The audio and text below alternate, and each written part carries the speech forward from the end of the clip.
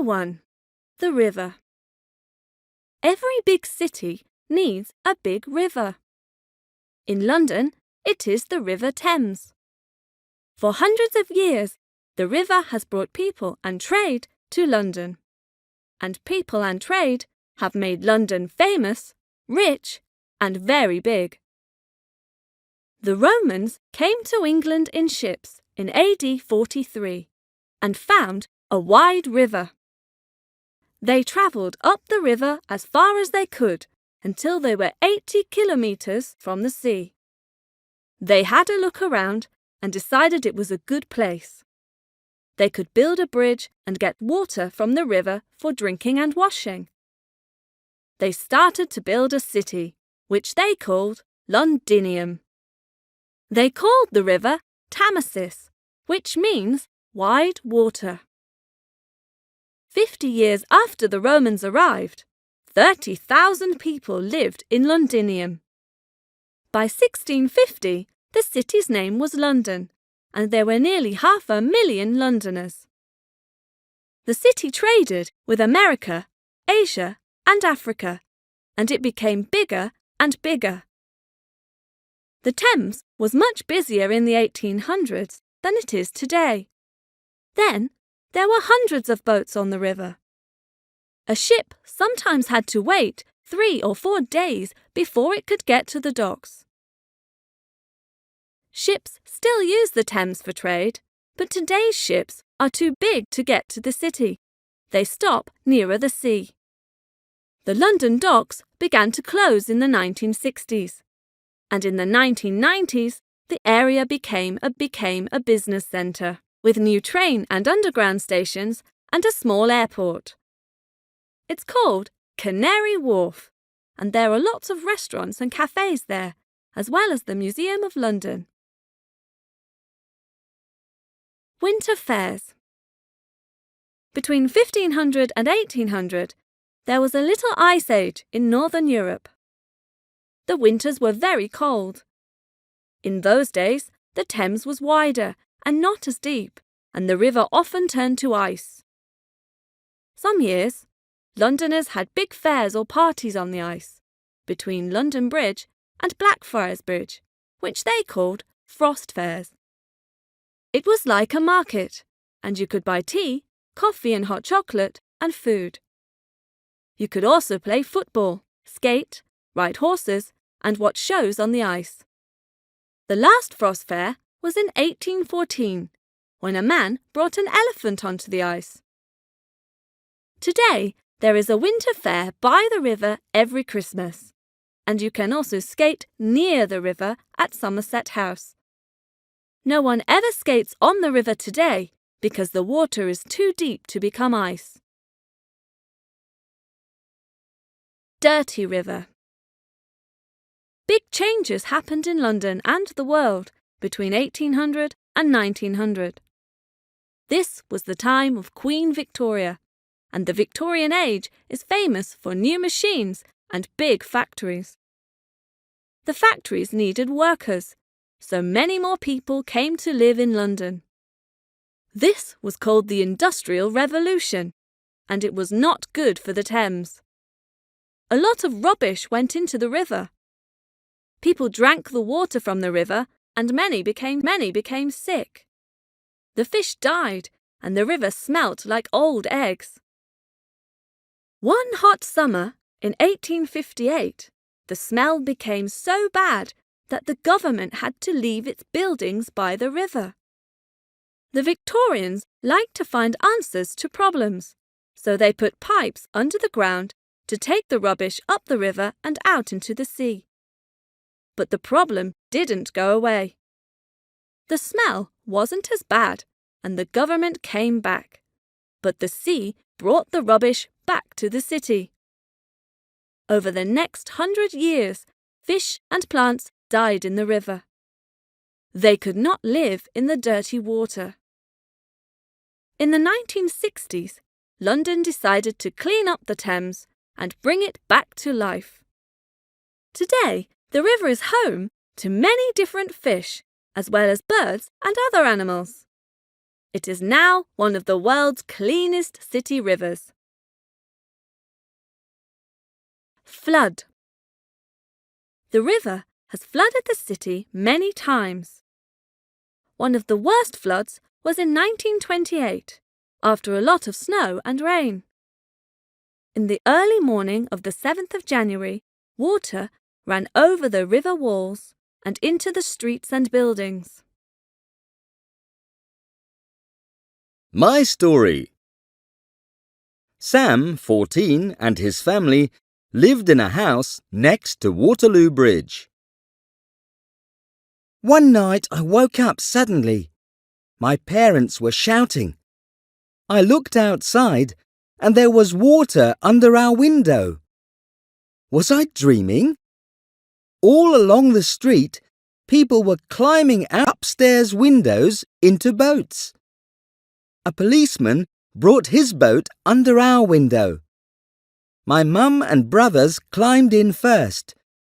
I was getting into the boat when it suddenly turned. I fell into the water, which was black and icy. I couldn't swim, and I went under the water. I could hear my mother's voice every time my head came out of the water. My dad took my arm and pulled me into the boat. I was very cold, but I wasn't dead. We spent the night in Waterloo Station. A month later, they pulled our house down. We moved to a new house north of the river. It's nice, but I can't see the river. The river nearly killed me, but I still love it. I've learnt to swim now, and next year I'm going to start working at the docks. The Thames Barrier. The 1928 flood was London's last big flood. 14 people died. Thousands of people lost their homes. Heavy snow started that flood. Heavy rain in the North Sea can be dangerous for London too. The sea can push water very fast up the river. In the 1980s, the city decided to build the Thames Barrier to stop the water getting too high. The Thames Barrier goes across the river in East London and is 500. Chapter 2. London People. London is always changing. Londoners are always changing too. Most Londoners speak English as their first language, but many use a different first language. Some of the most common are Bengali, Polish, and French. London is a world city, and it's a young city too, with a third of Londoners under the age of 25. Cockneys. Cockneys are Londoners born in the East End of London. They love their city. Cockneys have a special language, which started in the London markets in the 1840s. It's called rhyming slang, and it's very hard to understand. Cockney pronunciation can be difficult to understand too. They say gone for gone, and they don't say their H's. They say appy for happy, and Harrods for Harrods. The Pearly Kings and Queens. The story of London's pearly kings and queens starts with teenager Henry Croft, who was born in 1861 in Somerstown near Euston. Henry had no parents, and his job was cleaning the streets. He was poor, but he was strong and could work, and he felt quite lucky. He knew that many other children were poorer than him. He wanted to do something to help them. People in those days had lots of buttons on their clothes. Buttons often fell off people's clothes as they walked or rode in the streets. When Henry was cleaning clothes as they walked or rode in the streets. When Henry was cleaning the streets, he found hundreds of buttons. He saved all the pearl buttons and put them all over his Sunday jacket and trousers. He wore these clothes and asked people to give him money for poor children in the London streets. People loved his pearly clothes and gave him lots of money. There are still pearly families in London. The pearly queen of Somerstown today is Henry's great-great-granddaughter. Famous Londoners. Some people become famous after they move to London, like William Shakespeare. Some people move to London because they are famous, like the Beatles. And then there are lots of famous people born in London, like actors Robert Pattinson and Emma Watson, footballer David Beckham, scientist Rosalind Franklin, model Kate Moss, singer Adele, and Prince George, son of Prince William and Kate.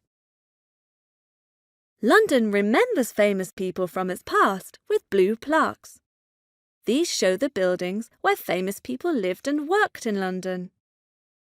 You can see plaques for Jimi Hendrix in Mayfair, John Lennon in Marylebone, and Agatha Christie in Chelsea. France in London. France is one of the nearest countries to Britain, and nearly 500,000 French people live in London. Most London teenagers learn French at school. Many French people came to London in the 1600s to escape France. They came because they were Protestants. France was Catholic at that time, and Protestants went to prison. The French built 23 Protestant churches in London, but there is only one standing today. It's near Oxford Street, in Soho Square. Chinatown. In the 1780s, Chinese sailors arrived at Limehouse Docks in East London. They worked for the East India Company, and their ships brought tea to London. Most went home again, but some decided to stay. By 1914, there were a few hundred Chinese people in Limehouse. They opened businesses and shops. After World War II, they moved to Soho in the West End of London. Soho was famous for its nightlife, and houses there were cheap. Today, Chinatown is an area of a few streets with lots of restaurants and Chinese shops. Every year, there is a Chinese New Year party and 1 million visitors come. Some of them learn to say, Kung Hei Fat Choi, which is Mandarin Chinese for Happy New Year. Windrush. Through the 6 years of World War II, 1939 to 1945, thousands of bombs fell on London. After the war, the city needed new houses, offices and factories, especially in the East End. It needed people to build them too. On the 22nd of June, 1948, a ship called the Windrush arrived at Tilbury Docks in London. It brought young men from the Caribbean who wanted to earn money. Most of them only wanted to stay a year or two. There was a lot of work, but there weren't enough houses. This made problems between Londoners and the new Caribbean workers. So the people from the Caribbean decided to build a new community. They opened shops, churches, and banks. Over time, Caribbean life became part of London life. My story. Tyler, 23, is a rapper and he lives in Notting Hill. When I was a child, I lived in South London. Opposite our house, there was a park where we played football. When we weren't playing, my friends and I sat around outside the train station. There were lots of us. I think people were a bit afraid of us, and I can understand that. We looked quite scary, and bad things sometimes happened in that area. A few years ago, there were some problems in London near my parents' home. Shops and cars were on fire. It wasn't good for London. A lot of the young people made trouble. I don't know why. I got into music when I was about 16. Then I got lucky. A man from the music business heard me rapping and liked it. When I started making some money, I moved to Notting Hill in West London. But I still play football on Sundays for a team near my old home. When I was a child in South London, it felt like a dark place. Now it feels good, and it gives me lots to rap about. No home in the city. A big city is a scary place if you haven't got a home. Thousands of teenagers in London, like Anton and Jessica, have no home. Anton argued with his parents and ran away from home. He sleeps on sofas in different friends' houses. Sometimes he sleeps on the night bus. Jessica's mum had a new boyfriend who didn't want children around. Jessica sleeps in an old house that's falling down. It's dirty and dangerous, and there's no water. My worst day was Christmas Day, remembers Jessica. I walked down Oxford Street, looking at the Christmas shop windows and the pretty lights. I was very sad. London has special homes for teenagers with no family home. Chapter 3. Green City. If you arrive in London by air and fly over the city, you see a lot of green. In fact, nearly half of the city is green. There are more than 7 million trees in London, one for every Londoner. Hampstead Heath in North London is a large open area of grass and water, with many big old trees. It's one of the best places to see birds and animals, and it's high up too, so you can see all over the city. Kew Gardens in southwest London is a very large and beautiful area of gardens, with thousands of unusual plants, flowers and trees. A walk in the park. Hyde Park is a big park near Oxford Street. In the early morning, people walk, ride horses, rollerblade, and cycle around the park. There are lots of trees, but you're not allowed to climb them.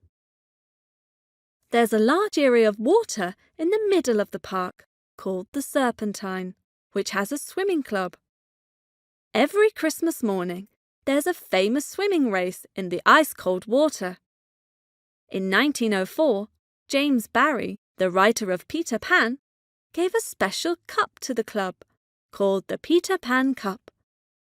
The winner of the Christmas Day race gets the cup each year. England's most famous king, Henry VIII, made Hyde Park a royal park in 1536. Henry loved to ride horses when he was young, before he became very fat.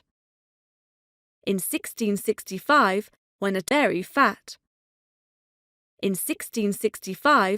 a terrible illness called the Great Plague came to London, many Londoners slept in the park. They thought it was safer than in the dirty streets where the houses were so near each other.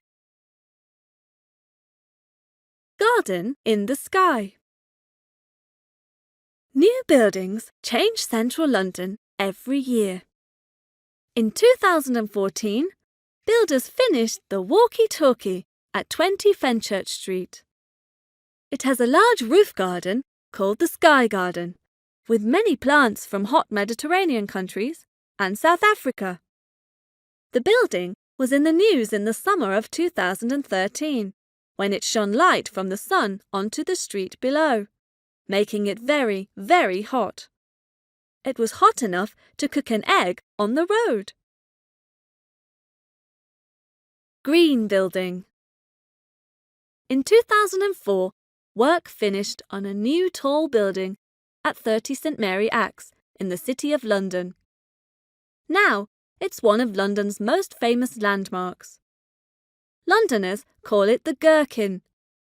It's green because it uses light from the sun to heat the building in winter and wind to cool it in summer. There's a big bicycle park under the Gherkin. Bees in town.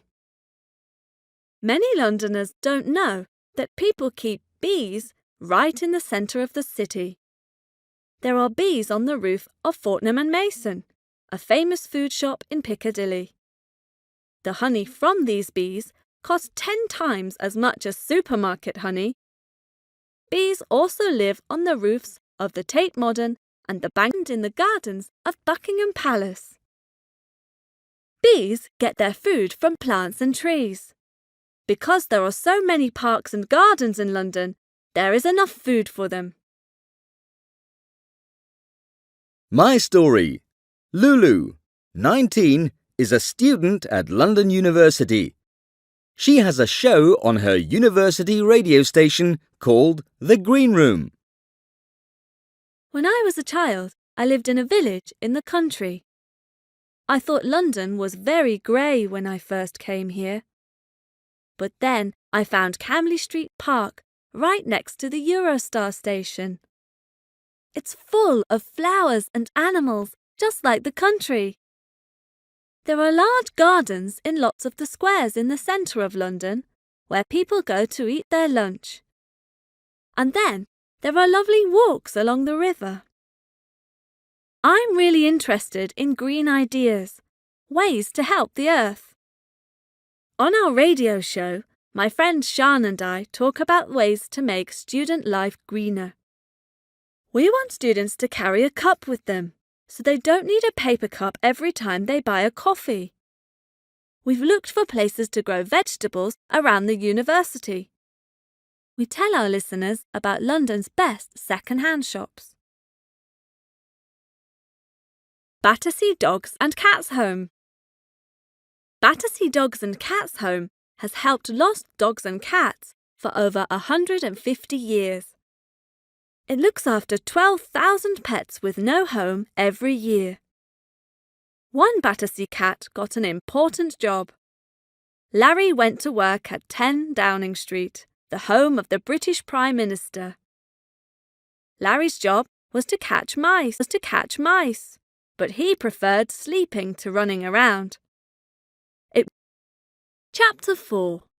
Landmark London.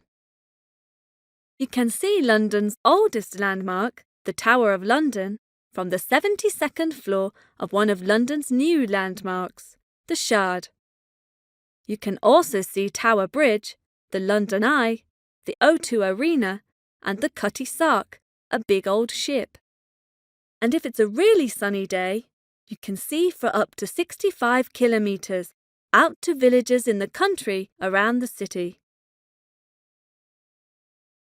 The City of London. More than 300,000 people work in the City of London, but fewer than 10,000 people live there. The city is the area inside the walls of the old Roman city of Londinium. Most of the Roman wall has gone now, but you can still see a piece at the Museum of London. Some of London's most famous buildings, like St Paul's Cathedral and Smithfield Meat Market, are in the city. Most jobs in the city are in banks. One famous landmark in the city is called the Monument. Sir Christopher Wren built the monument 11 years after the Great Fire of London in 1666. The fire started in a bread shop in Pudding Lane. It was dry and windy, and the fire went quickly from house to house. My story. Nicholas, 16, lived and worked at the bread shop. The baker was called Thomas Farinor, and he made bread for the king.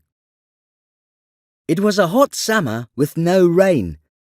Then a strong wind started. It was a hot summer with no rain. Then a strong wind started. I was in bed at the top of the house. 5 of us boys slept up there under the roof. The baker and his family were down 2 floors below with Sophie, who cooked and cleaned. It was about 2 in the morning when we started to smell smoke. "Fire!" someone shouted. The fire was on the ground floor, in the bread shop, so everyone climbed out through a small door onto the roof and started to run across the roofs. I looked back and saw Sophie inside. I went back to help her. She was so afraid she couldn't move. "Come on, Sophie," I shouted. Then I couldn't see her. The fire was getting hotter and noisier. I climbed back in through the roof door.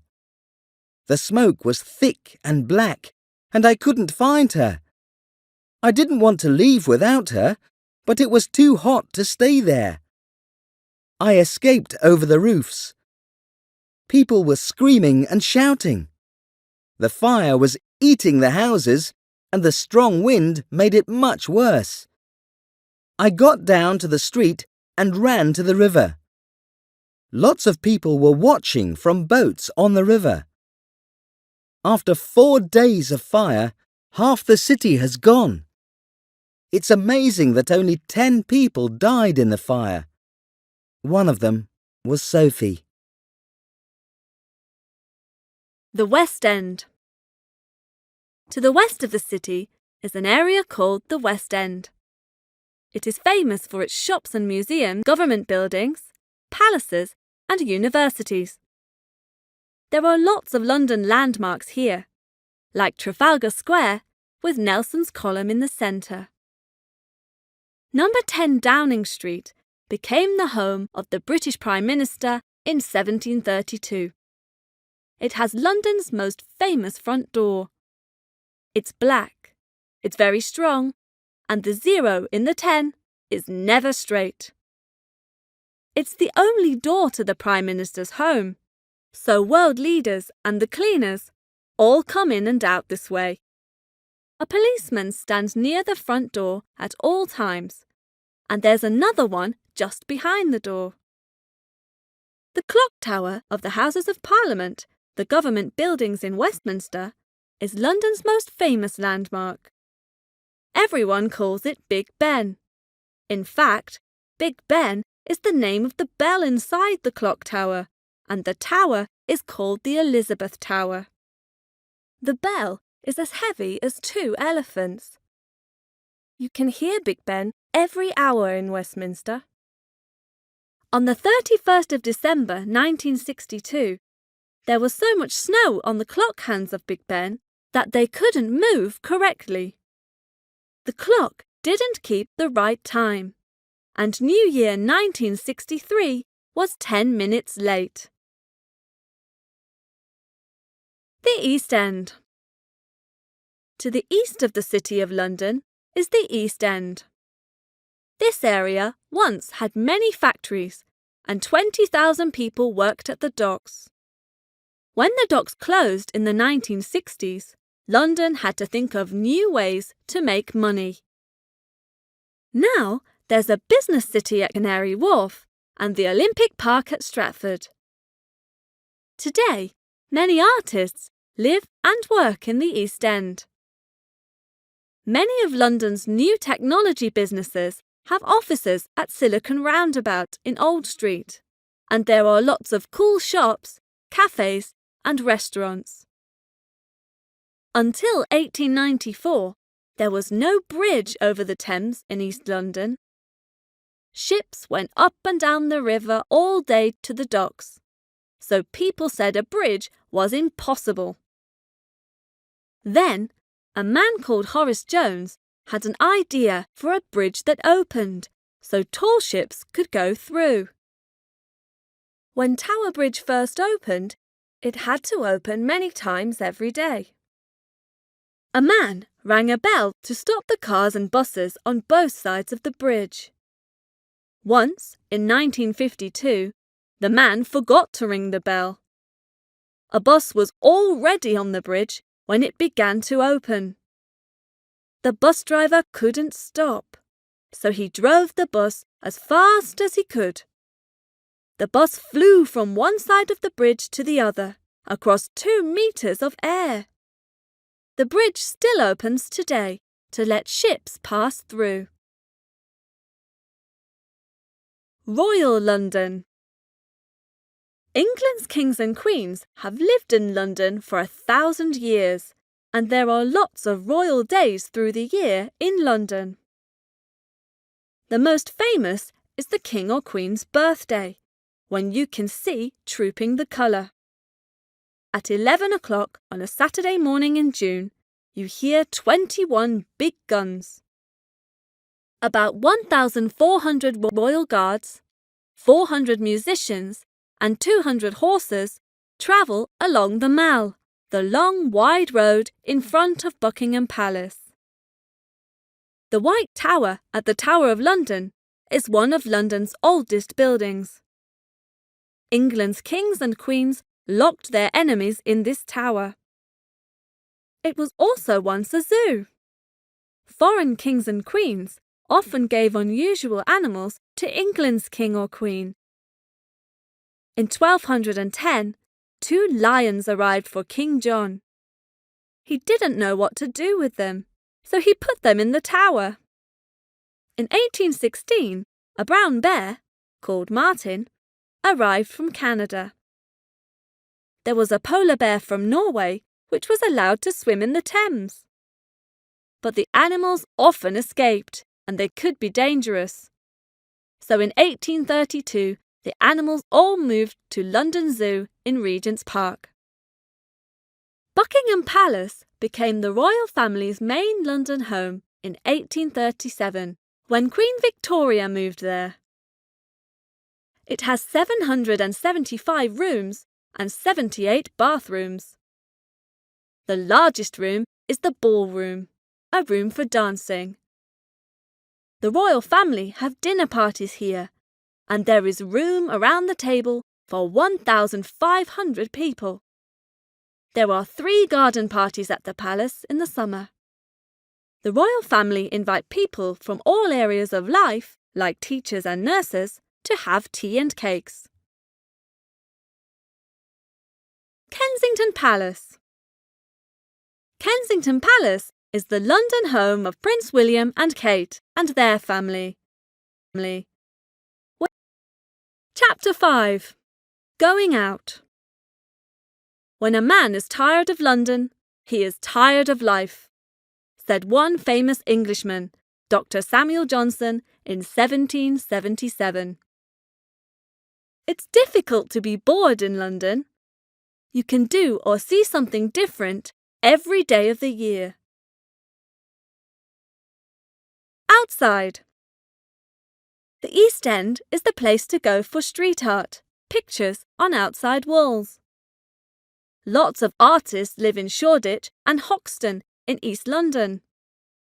Here you can see work by Banksy and other street artists. There are 10-metre-high birds and animals, jokes about life today, and pictures showing London's history. Street art is always changing. Some pictures are there for just a few days, and others for years. When people from the Caribbean came to live and work in London, they brought carnival with them. The Notting Hill Carnival is Europe's biggest street party, and is always on the last weekend in August. There's lots of Caribbean food, dancing, and very loud Caribbean music. Anyone can go, and one of the days of the festival is just for families. Inside. Londoners have loved theatre for more than 400 years. Today, there are over 50 theatres in London's West End, and you can see musicals, plays, and dance. There are also more than 100 cinemas in London. William Shakespeare is Britain's most cinemas in London. William Shakespeare is Britain's most famous writer. We know almost nothing about his life. but we know just what his theatre was like. The Globe Theatre opened in 1599, but it caught fire 14 years later. In 1949, an American actor called Sam Wanamaker visited London. He had the idea of building a copy of the Globe Theatre on the south bank of the River Thames. More than 50 years later, in 1997, Queen Elizabeth II opened the new Shakespeare's Globe. Every summer you can watch Shakespeare's plays as they were in 1599. There are no plays in the main theatre in the winter because the Globe has no roof and it's too cold. Big Hollywood films often have their first London showing at the Odeon Cinema in Leicester Square. Lots of people wait outside to watch the film stars arrive and walk down the red carpet. London is a popular place for making TV programmes. There is also a soap opera called EastEnders, which is about the lives of Londoners in the East End. It's been on the BBC every week since 1985. Music. There are 600 live music shows in London every week, and lots of them are free. The O2 Arena is in Greenwich, in southeast London. It first opened in the year 2000, when it was called the Millennium Dome. It's one of London's biggest landmarks, and is now London's biggest music arena, with 20,000 seats. There's more than live music at the O2. You can also watch big sports competitions here and find out about the last 50 years of British pop music in the museum. And if you like being high up, you can climb over the outside of the roof. In 1969, Britain's most famous pop group, the Beatles, made a record called Abbey Road. Abbey Road is a street in North London. The photo on the front of the record shows the four Beatles walking across Abbey Road on the black and white street crossing. Tourists stop cars and buses at this crossing every day to take photos. There's a 24-hour webcam you can find online. Street theatre. Covent Garden is a big square in the centre of London, and it's always full of young people. Once it was a big fruit and vegetable market. Today, there are small shops in the centre of the square. There's the piazza too, a big open area on the west side. There you can watch street musicians or buskers for free. On the east side of the square is the Royal Opera House, where people dress up in their best evening clothes to hear great singers or to watch dance. My story. Zoe is a busker. She's 17 and she plays the guitar and sings in the street for money. I'm a busker in Covent Garden. The first time I played, the sun was hot and Covent Garden was full of people. I was really worried. Everyone was having fun with their friends, and I didn't think anyone wanted to listen to me. I played and sang for an hour. Lots of people stopped to listen, and lots of things happened. After my second song, a girl and her boyfriend asked me to play at their summer party. 2 boys asked me to go out with them. An American girl said, "I've seen you on TV." I've never been on TV. And at the end, a burger restaurant gave me a free burger. And there was more than £100 in my hat. Museums. You can visit every country on Earth in the British Museum. The museum tries to answer the question, who are we? Like most of London's big museums, it's free to all visitors. Lots of visitors go to room 64 in the British Museum to see Ginger. Ginger is an Egyptian mummy, and he's 5,500 years old. He has most of his teeth and lots of red hair. For many years, nobody knew anything about Ginger. Then the museum decided to do some tests. The tests showed that Ginger was about 20 when he died. They also showed that someone put a knife in his back and killed him. The Grant Museum is one of London's smallest museums and is part of University College London. Chapter 6. London on the Move. At the time of Queen Victoria, in the 1830s, it was difficult to travel through London. The busy streets were full of horses and people. The city was getting bigger and bigger, and people needed to travel around more easily. But the Victorians believed there was an answer to every problem. They decided to go underground. The London Underground. In 1863, the first underground train line opened in London. In fact, it was the first underground train in the world. Some people were afraid of it. "There's no air underground," they said. "We'll all die." But when they tried it, they loved it.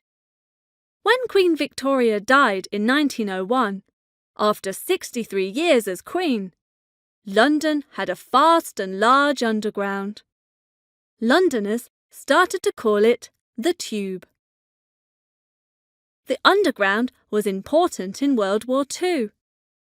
The worst years of the war for London were 1940 and 1941, when thousands of bombs fell on the city night after night. The British Museum moved important pieces of art down into the underground. Many government officers worked in tube stations, and every night when the bombs started, many Londoners went down there too. My story. Ellen was 13 when war started. She and her family lived when war started. She and her family lived in a flat on the top floor of a house in Shoreditch, and they always went down into the underground when the bombs started. Ellen wrote a diary every day of the war. 27th of September, 1940. I left school at lunchtime and walked to Bank Station to wait for places for my family and me to sleep tonight. They don't open the station until 4 o'clock, but you have to get there early or you don't get a place. There were 2 boys in front of me. They were about 18, I think. They said stupid things to me and were laughing. When the station opened, I got 5 places. Those 2 boys sold their places to another man and then went off somewhere. They said they didn't care about the bombs. My family came at about 6 o'clock. We ate our sandwiches and played word games. I tried to do my homework, but it's hard to think with the bombs outside. I can't sleep, so I'm writing my diary. I'm afraid. We heard a bomb fall on a house in our street last night. I hope our house is still there in the morning. Thick fog. A big busy city once meant a dirty city. And in 1952, London was very dirty. There was smoke from fires in people's homes and from factories all over the city. There was smoke from trains and cars. All this smoke made thick fog. For 4 days in 1952, the fog in London was so thick that you couldn't see your feet. The bad air killed more than 4,000 people. Buses and taxis had to stop. The government decided to do something in 1956. People couldn't have open fires in their homes anymore, Smoke from factories had to be cleaner. London doesn't have thick fogs these days, but it still has too many cars. The air doesn't look or smell dangerous, but it still makes some people ill. Black taxis. London taxi drivers know the streets better than anyone. They have a very special job. They have to learn 25,000 streets and 20,000 landmarks. They study for 3 to 4 years, and then they take a test called the knowledge.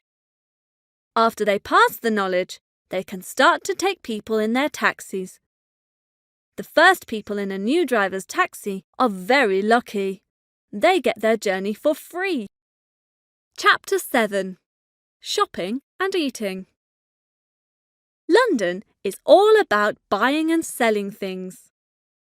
Billingsgate Fish Market starts trading at 4 a.m, while the shops at the big shopping centres don't close until 10 p.m. London's most famous shopping street is Oxford Street, which is 1.6 kilometres long and is Europe's busiest shopping street. As well as famous department stores like Harrods and Selfridges, there are also many street markets around the city. Oxford Street. There was once a road called Tyburn Road. Prisoners from Newgate Prison had to walk along Tyburn Road to the Tyburn Tree to die. It was a long, slow walk for the prisoners. Londoners shouted names and threw old vegetables at them. Today, Tyburn Road is called Oxford Street. If you stand at the end of Oxford Street, near Marble Arch, you are standing where the Tyburn Tree was. Many prisoners died there. In 1782, the Earl of Oxford bought Tyburn Road. He thought it was a good place for shops. He changed its name to Oxford Street, so that people didn't think about the Tyburn Tree when they went there. In 1909, a man called Harry Gordon Selfridge came to London from the United States with an idea for an exciting new department store. He opened his shop in Oxford Street and called it Selfridges. It became the city's most exciting shop. Today, the store has the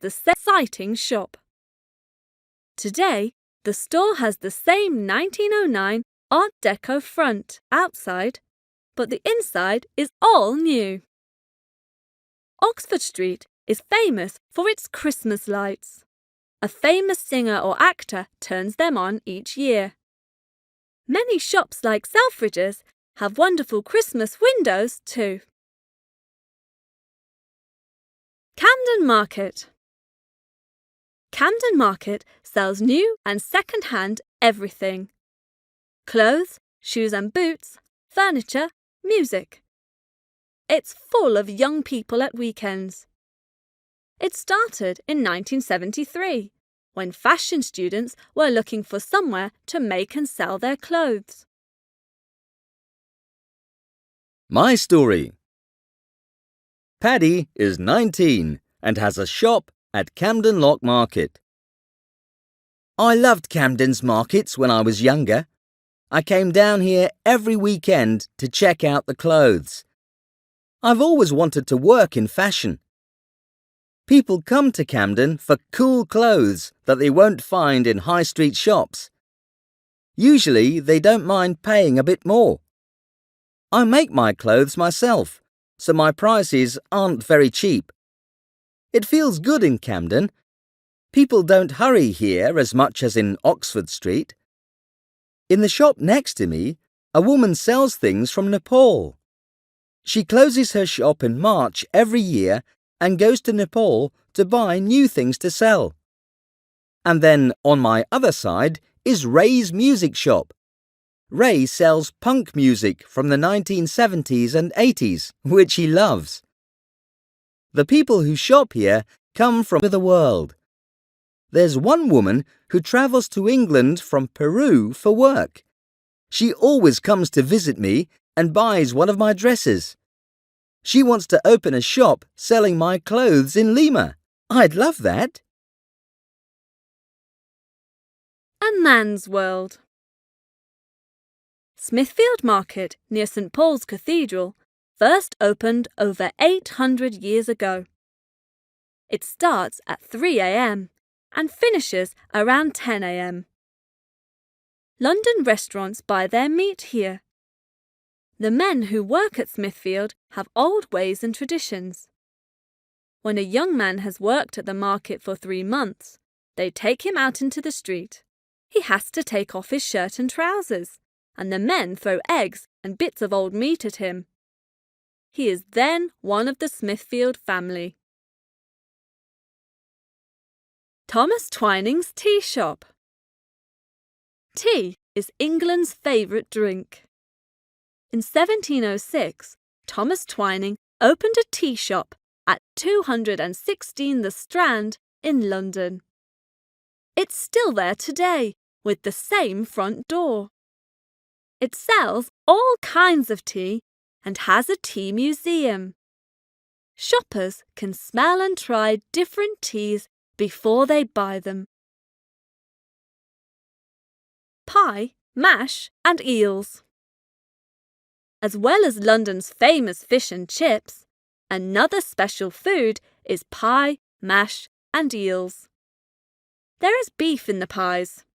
The mash is cooked potatoes. And then there are the eels.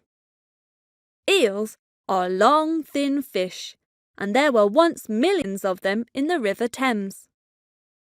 Unlike most fish, they could live in the dirty river water, so Londoners ate them until there were no more eels in the river. Today, the pie and mash shops. Chapter 8. Sporty City. Do it, watch it, love it, hate it, you can't escape sport in London. There's the boat race in March, the London Marathon in April, the Football FA Cup final in May, tennis at Wimbledon in June, cricket at Lord's in the summer, and rugby at Twickenham all year round. Then there's English football from August to May, and London has had the Olympic Games 3 times. The boat race. There are only 2 boats in London's boat race, one from Oxford University and one from Cambridge University, with 9 students in each boat. Oxford wear dark blue and Cambridge wear light blue. The race happens on the River Thames in southwest London. It's 6.8 kilometres long and takes about 16 minutes. In 1912, water got into both boats and they couldn't finish the race. In 2012, they had to stop the race because a man swam in front of the boats. The 2 universities have raced more than 150 times. The beautiful game. Wembley Stadium, the home of English football, is in northwest London. The England football team play their home games there. London has 13 big clubs. The top 3 are Arsenal, Chelsea and Tottenham, but there are hundreds of Arsenal, Chelsea and Tottenham. But there are hundreds of football games across London every week, not just in the Premier League. At Hackney Marshes in East London, for example, there are 87 football pitches. Sport in the park. Regent's Park is the biggest outside sports area in the centre of London. Londoners play cricket, rugby, tennis, football and other team games in the park. It's a popular place for runners too. You'll find people running in the park from 5 a.m. You can often hear monkeys while you're running. Regent's Park is also home to London Zoo. Wimbledon. Wimbledon in southwest London is the home of British tennis, with the championships there each summer. Every year they choose children from schools in the area to work as ball boys and ball girls. My story. Stella is 15 and lives opposite the Wimbledon Tennis Club. Strawberries and cream, players in white, green grass. I love the tennis at Wimbledon. My school is very near the club. Every year, about 1,000 teenagers from Wimbledon schools want to be ball boys and girls, but there are only 250 places. You have to be 15 years old. I couldn't believe it when I got the letter. I had a place. The training was hard. We started in February when it was really cold and dark after school. We had to practice running and learn to throw and catch the ball in the Wimbledon way. And we had to practice standing still for 5 minutes. That's really hard. And then finally it was June and we got ready for our first match. I was on number 1 court. It was really sunny and I was very worried. It was on TV and I didn't want to do something wrong. Then, near the end of the match, one of the players hit the ball, and the ball hit me right in the face. It was going at 125 kilometers per hour. It really hurt. Everyone said, "Ooh," and the player came over to see if I was all right. I was fine. Someone put the video on the internet, and for a few days, I was famous. London 2012. London was very excited to have the Olympic Games for the 3rd time in 2012. The new Olympic Park at Stratford in East London turned an empty area of the city into a new sports city. Lots of people said there could be problems with the Olympics in London. They were worried about the rain, too many cars on the roads, too many people on the underground. In fact, they were all wrong, and the games were wonderful. Everyone loved Mr. Bean and the Queen at the opening ceremony. There were more than 10,000 sportsmen and women from 204 countries and 26 different sports. British Bradley Wiggins from Kilburn in London came first in one of the cycling competitions and won a gold medal in his home city. The Olympics closed with a very big music show, with groups from the past like The Who and the Spice Girls, as well as newer artists like Ed Sheeran, Jessie J and One Direction.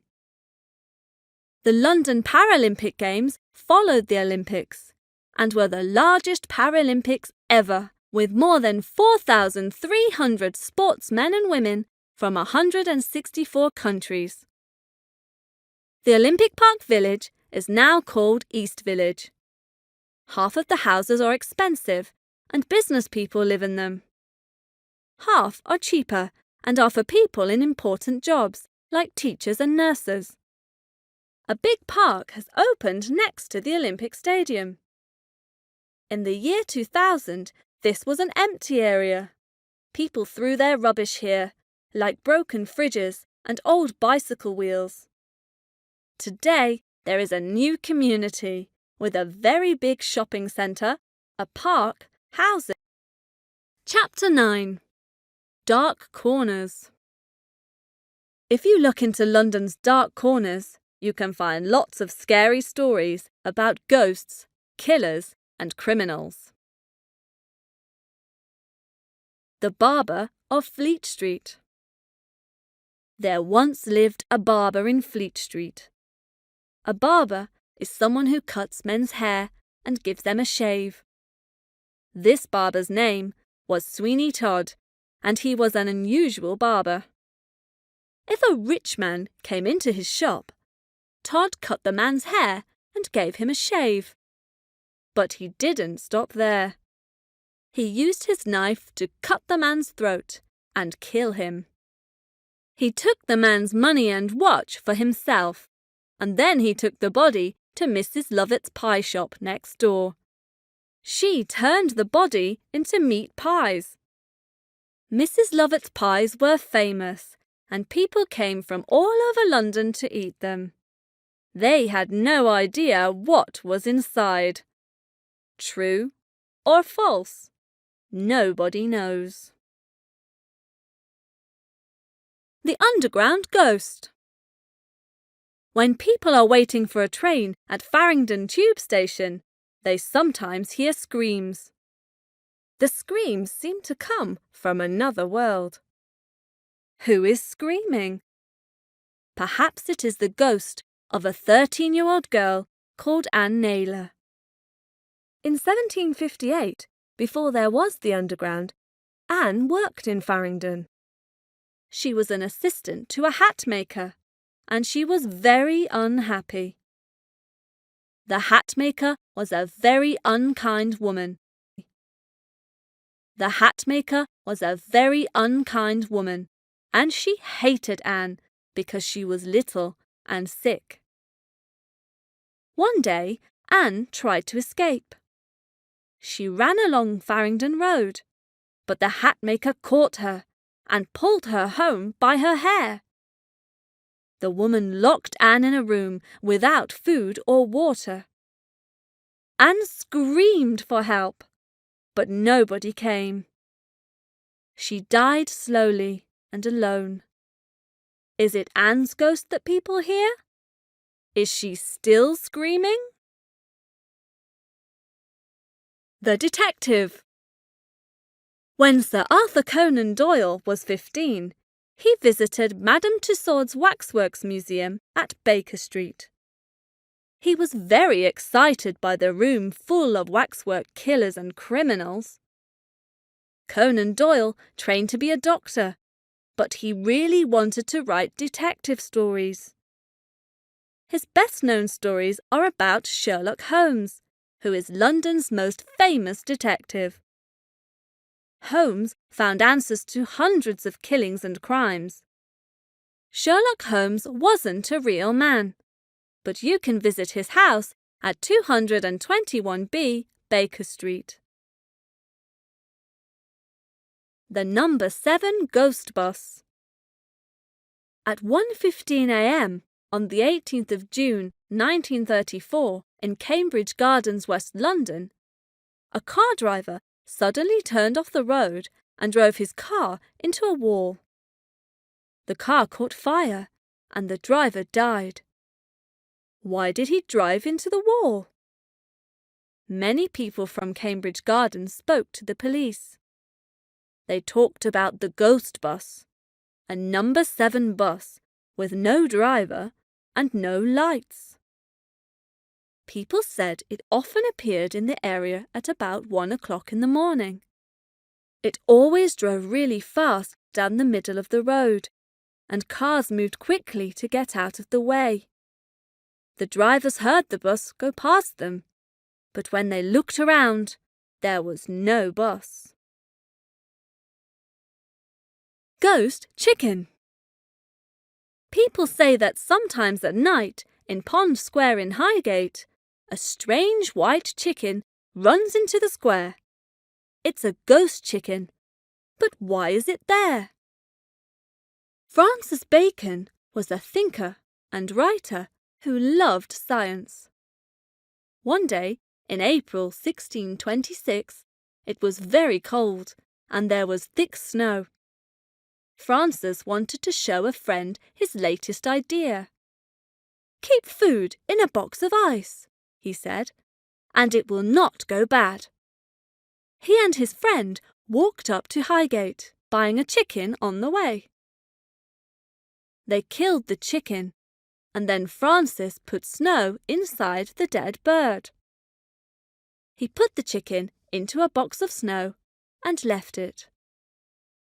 But Francis then became very ill, maybe because of the cold, and he died a few days later. Everybody forgot about the chicken until its ghost started running around the square. My story. William Terriss was a famous actor in Victorian England. I was born in 1847 and I was an actor. I played great men like Robin Hood and King Henry V. In 1897, I was in a play in Covent Garden. I arrived at the theatre one cold December night. Outside the theatre, I saw Richard Prince, an actor I knew. He had a strange look in his eye.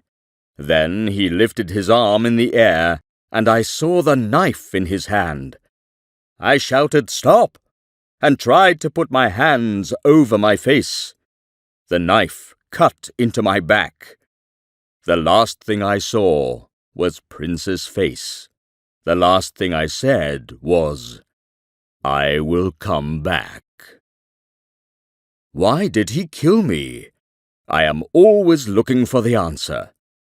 In the evenings, I go down into Covent Garden Tube Station, and I try to ask people. I ask them why Prince killed me. They see me, but they never answer.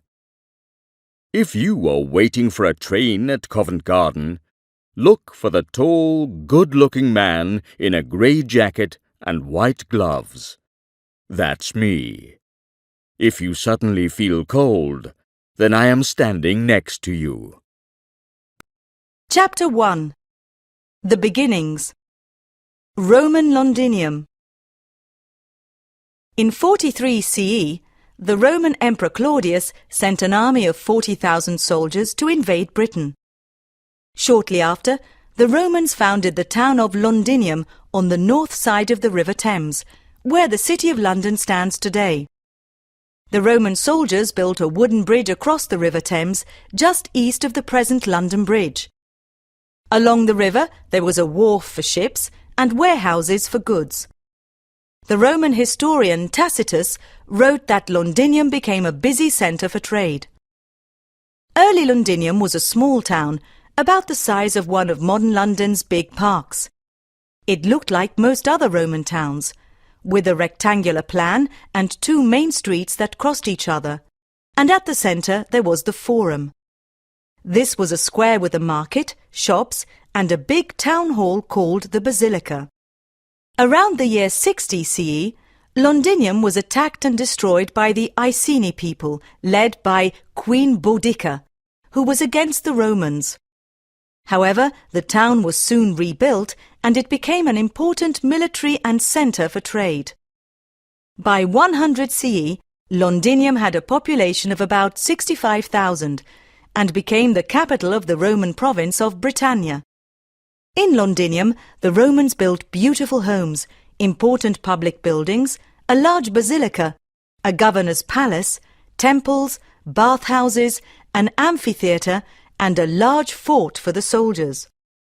6 important Roman roads started in or passed through Londinium.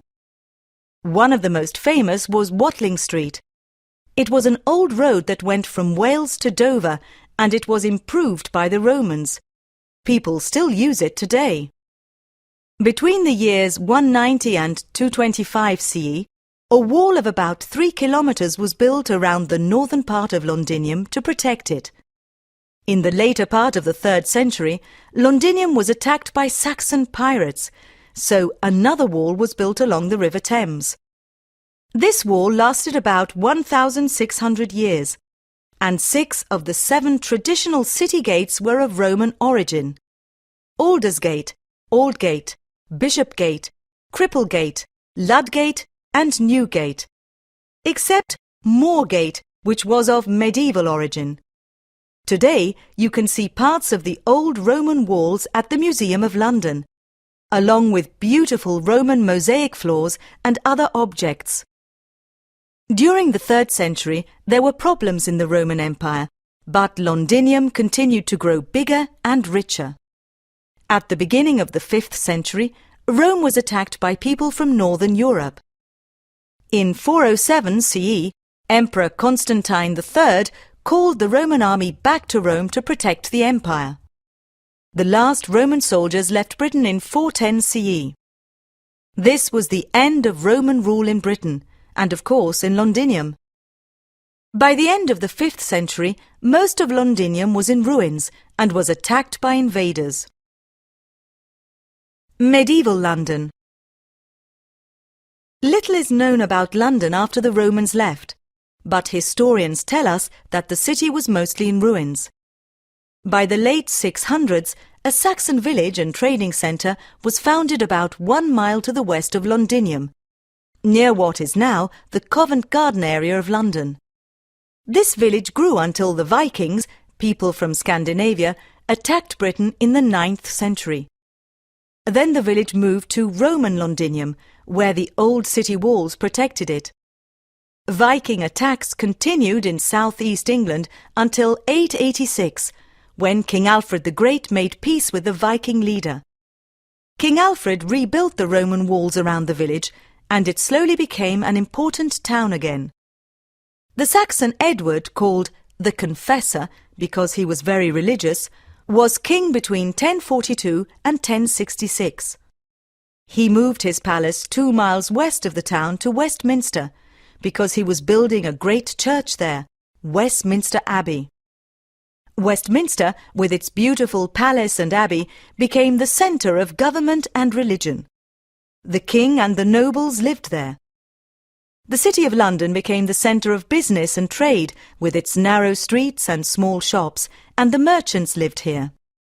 This difference between Westminster and the City of London lasted through the centuries and is still true today. The Normans, the word comes from Northmen, were Vikings who went to live in northwest France in the early 900s. They gave their name to that area of France, Normandy. When Edward the Confessor died, 2 men wanted to be King of England: William, Duke of Normandy, and Harold Godwinson. When Harold became king, William was very angry because Edward the Confessor promised him the throne. William decided to invade England in 1066. This was the beginning of the medieval period.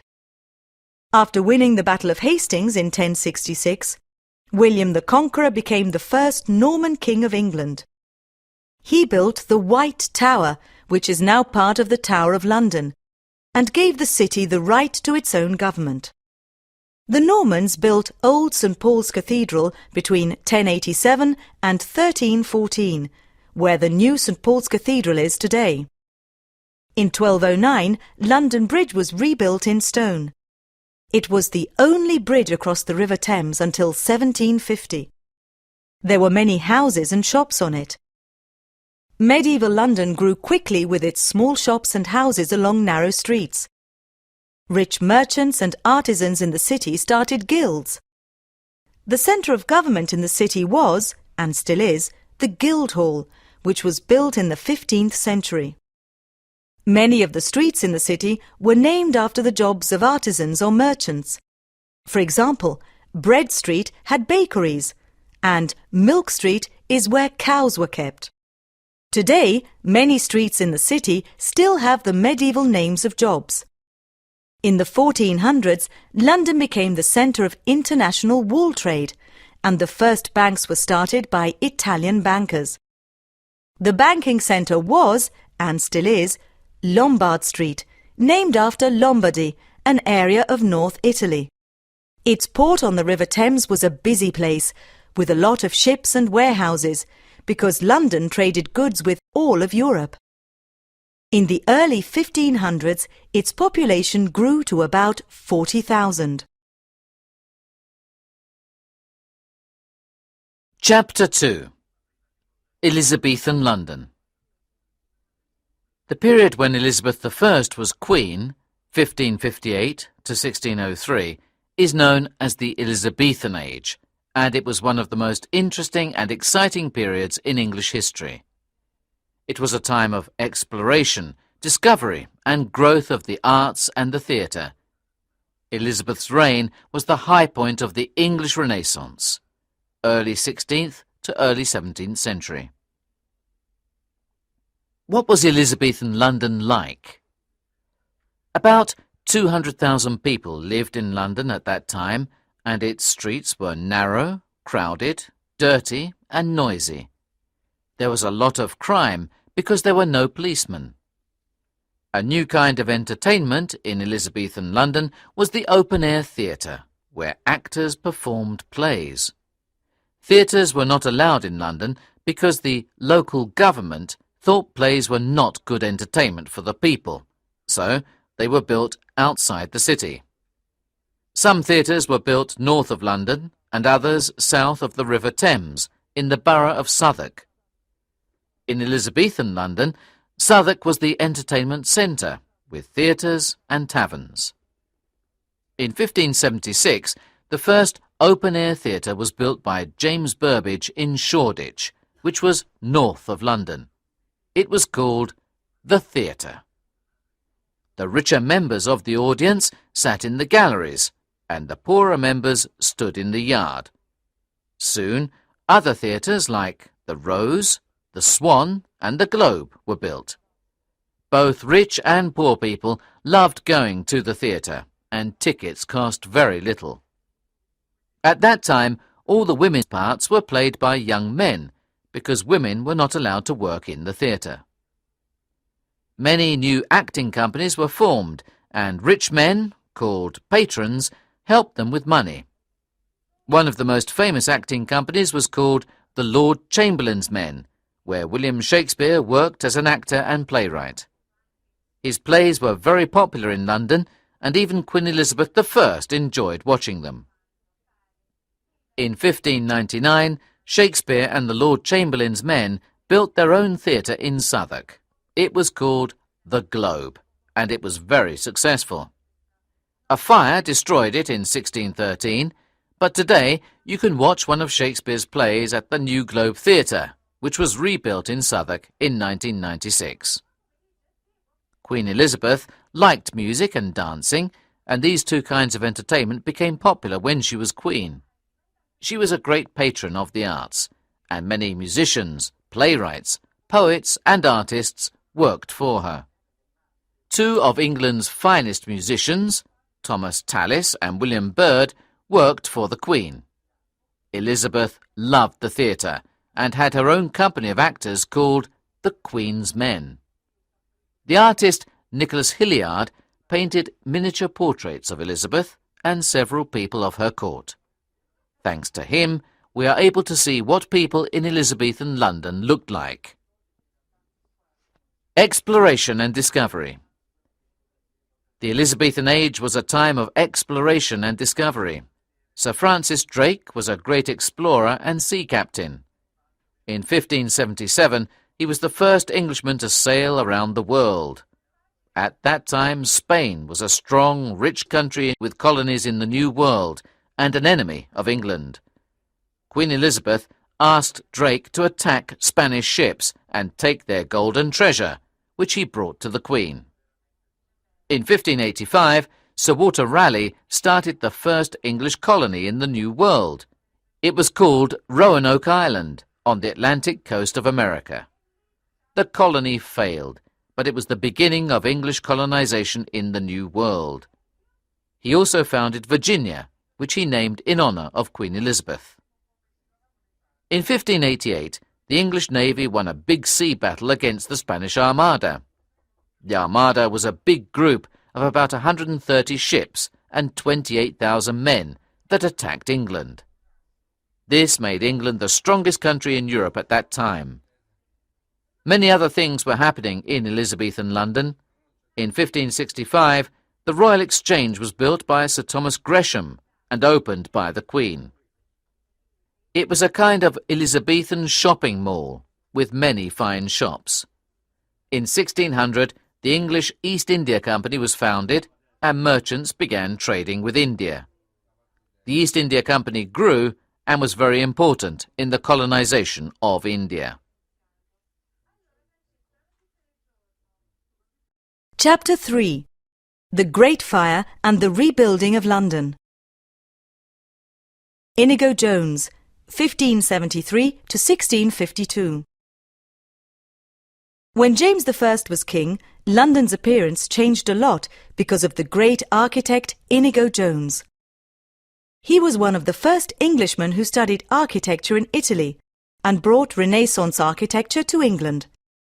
Jones' best-known buildings are the Queen's House at Greenwich and the Banqueting House at Whitehall.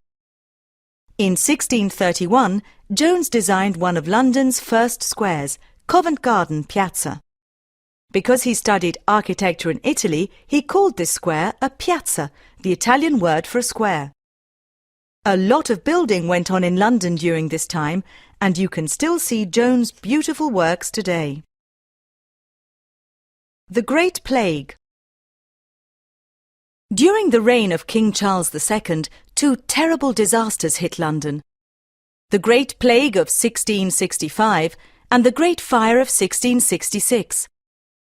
Today we know a lot about these disasters thanks to Samuel Pepys' diary. Pepys began keeping a diary in 1660, and it gives us a good picture of London life at that time. His diary describes the Great Plague and the Great Fire. The plague began in the spring of 1665. It was another attack of the terrible bubonic plague which killed thousands of people during the Middle Ages all over Europe. The plague was spread by fleas carried by rats through London's crowded, dirty streets. Everyone was afraid because there was no way to get better, and people died everywhere. Richer people left London and went to live in the country, but most people had to stay in the city. This terrible plague went on for many months, and about 100,000 people died, about a fifth of London's population. The Great Fire. The second disaster was the Great Fire, which started on the 2nd of September 1666 in a bakery in Pudding Lane. People tried to stop the terrible fire, but they couldn't. Samuel Pepys and a friend watched the fire from the top of a church, and they could see old St. Paul's Cathedral burning. Pepys wrote that he saw poor people running into boats, sick people carried away in bed. People ran from their homes carrying few things with them. The fire spread everywhere for 4 days and quickly destroyed the many wooden buildings. The Great Fire killed only 9 people, but destroyed most of London. About 13,200 buildings, 87 churches, 52 guildhalls, and old St. Paul's Cathedral. Luckily, the Tower of London, Westminster Abbey and Westminster Hall, Temple Church and the Guildhall were not destroyed by the fire. We can still see them today. Christopher Wren, 1632 to 1723. King Charles II asked the great English architect Sir Christopher Wren to rebuild London. Wren prepared many plans to change and improve most of London's medieval streets, but only some of his plans were accepted. Many of London's narrow streets became wider, and houses and buildings were built with bricks instead of wood. Bricks were much safer in case of fire. Wren directed all the work on royal palaces and government buildings in London and in most of Britain. In 1675, he started designing the new St. Paul's Cathedral, which became a symbol of London with its great dome. It took Wren 35 years to complete it, and it became his best-known work. He also designed and rebuilt 53 other beautiful churches in London. To remember the Great Fire, Wren designed and built the Monument, which is a 62-metre-high stone column with a golden ball at the top. It stands near Pudding Lane in the city, where the fire started. Visitors can go to the top, from where there are great views of London. During the early years of the 18th century, the first newspapers were printed on Fleet Street. The street was named after the River Fleet that runs under London Street near the River Thames. A lot of building was going on at this time in London, and the city grew. New areas like Mayfair were built for the rich in the West End. Mayfair was named after the yearly May Fair that took place in the area. The fair was very big and lasted 15 days. The rich families that built their beautiful homes in Mayfair did not like the noise and crowds of the yearly fair, so it was moved to another part of London. Since there was a lot of crime in 18th century London, the Bow Street Runners were set up in 1749 and they became the first professional police force. At first, there were only 8 policemen, but the number grew quickly. Coffee houses, where men went to drink coffee, read the newspaper and meet with friends, became very popular in London. The first coffee house was opened in London in 1652, in St. Michael's Alley in the city. By 1675, there were more than 3,000 coffee houses in England. At first, women were not allowed, but as time passed, they started enjoying coffee in the many coffee houses. During the 18th and 19th centuries, men began discussing important business in the coffee houses. A new kind of entertainment called the pleasure garden became popular too.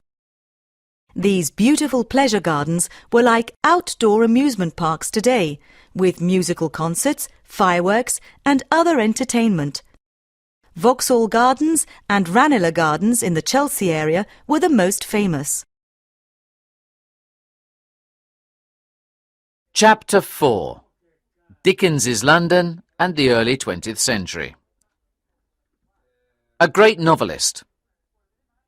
The great British novelist Charles Dickens lived in London during Queen Victoria's reign, 1837 to 1901, and most of his novels are set there. This period is known as the Victorian Age. Between 1837 and 1901, London's population grew from 2.5 million to 6.5 million, and it was the world's largest city, a centre of industry and international trade. In the late 18th and early 19th centuries, thousands of people came to work in London's factories because of the Industrial Revolution. After the invention of the railway in the 1830s, even more people came to London. An important event in Dickens's London was the Great Exhibition of 1851. During Queen Victoria's reign, Britain became a very rich nation, which made and exported machines, ships, cloth and other goods, and the Queen's husband, Prince Albert, organised the Great Exhibition to show Britain's goods to the world. People from all parts of the world came to show their goods too. The exhibition lasted 140 days, and more than 6 million people visited it. It took place at Hyde Park, in a beautiful crystal palace made of iron and glass, which was as big as 4 football fields. London streets. Dickens often walked the streets for hours and described what he saw in novels like Oliver Twist, Bleak House and The Old Curiosity Shop. Rich people, poor people, children, thieves, criminals, horses and carriages all moved about in the same crowded, dirty streets. London streets were noisy because merchants shouted loudly to sell their goods. All kinds of rubbish was thrown in the streets and into the Thames, and this caused health problems. At night, most streets were dangerous because they were dark and there were many thieves and criminals. In 1888, the terrible murders of Jack the Ripper took place in London's East End. Jack the Ripper was the name given to a man who murdered many young women and was never caught. Like all big cities, London had transportation problems. The horse bus was introduced in the 1830s and it carried about 22 passengers. In 1850, about 1,000 horse buses an hour passed through London's central streets. Many of London's transportation problems were solved in 1863 with the world's first underground railway, called the Tube by Londoners. At first, there were only a few stations, but now it is the longest underground system in the world, with 11 lines and 270 stations. Living and working conditions. London was a city of great differences. There were beautiful buildings and monuments near crowded slums where poor people lived in terrible conditions, like the East End and Soho. In the slums, houses were small, dirty and cold. There were no bathrooms, running water or heating. A big family usually lived in one room, often without a window. Working conditions for adults and children were terrible. The working day in a factory was usually 12 hours long, and the pay was very low. Poor children did not go to school because they had to work in factories, and they often did the most dangerous jobs. Some people had no work and no home and went to live in a workhouse. People in workhouses did unpleasant jobs in return for a little food and a place to live.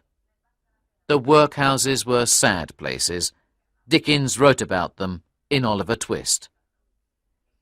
Dickens understood the problems of the poor because he had a difficult life when he was a child.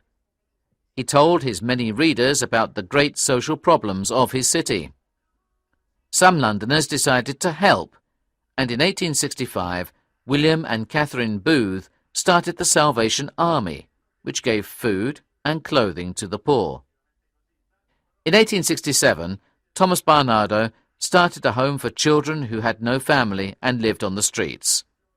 In Dickens's time, the rich and the upper classes often went to live outside London in the countryside, where the air was clean. Their homes were big, warm and comfortable, with lovely gardens, and their children had a good education. Air and water. The air in London was dirty and unhealthy because smoke from the factories and fog created smog. This caused many illnesses.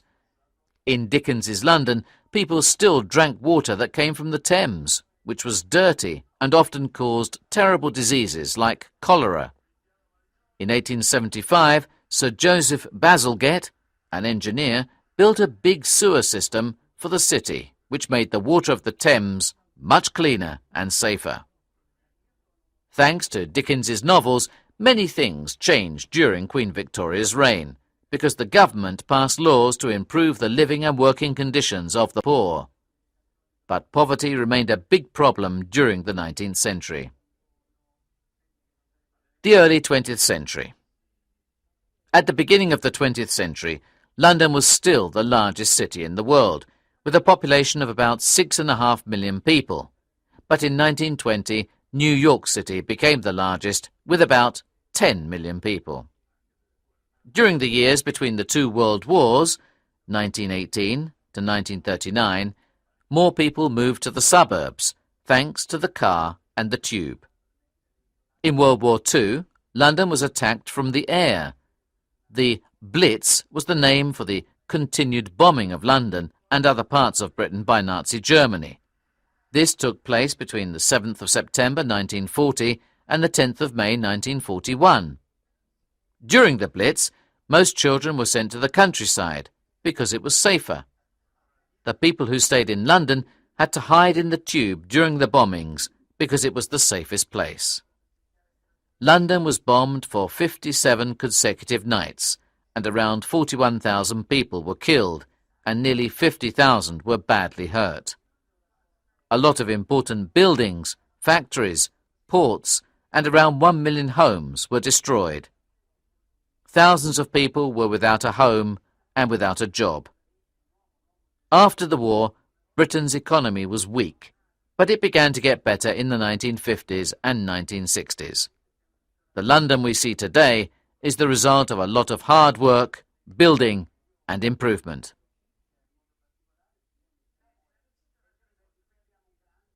Chapter 5. Westminster Today. Westminster and Whitehall. Westminster is about a mile west of the city. For centuries, Westminster was the political and religious centre, and the city was London's business centre. Today, Westminster is still the centre of government. Westminster Hall was built in 1099 by the son of William the Conqueror, and is one of Europe's largest medieval halls. It was part of the medieval Westminster Palace, which was destroyed by a fire in 1834. The Houses of Parliament that we see today were built in the 19th century after the fire. Today, the House of Commons and the House of Lords meet at the Houses of Parliament, also known as the New Palace of Westminster.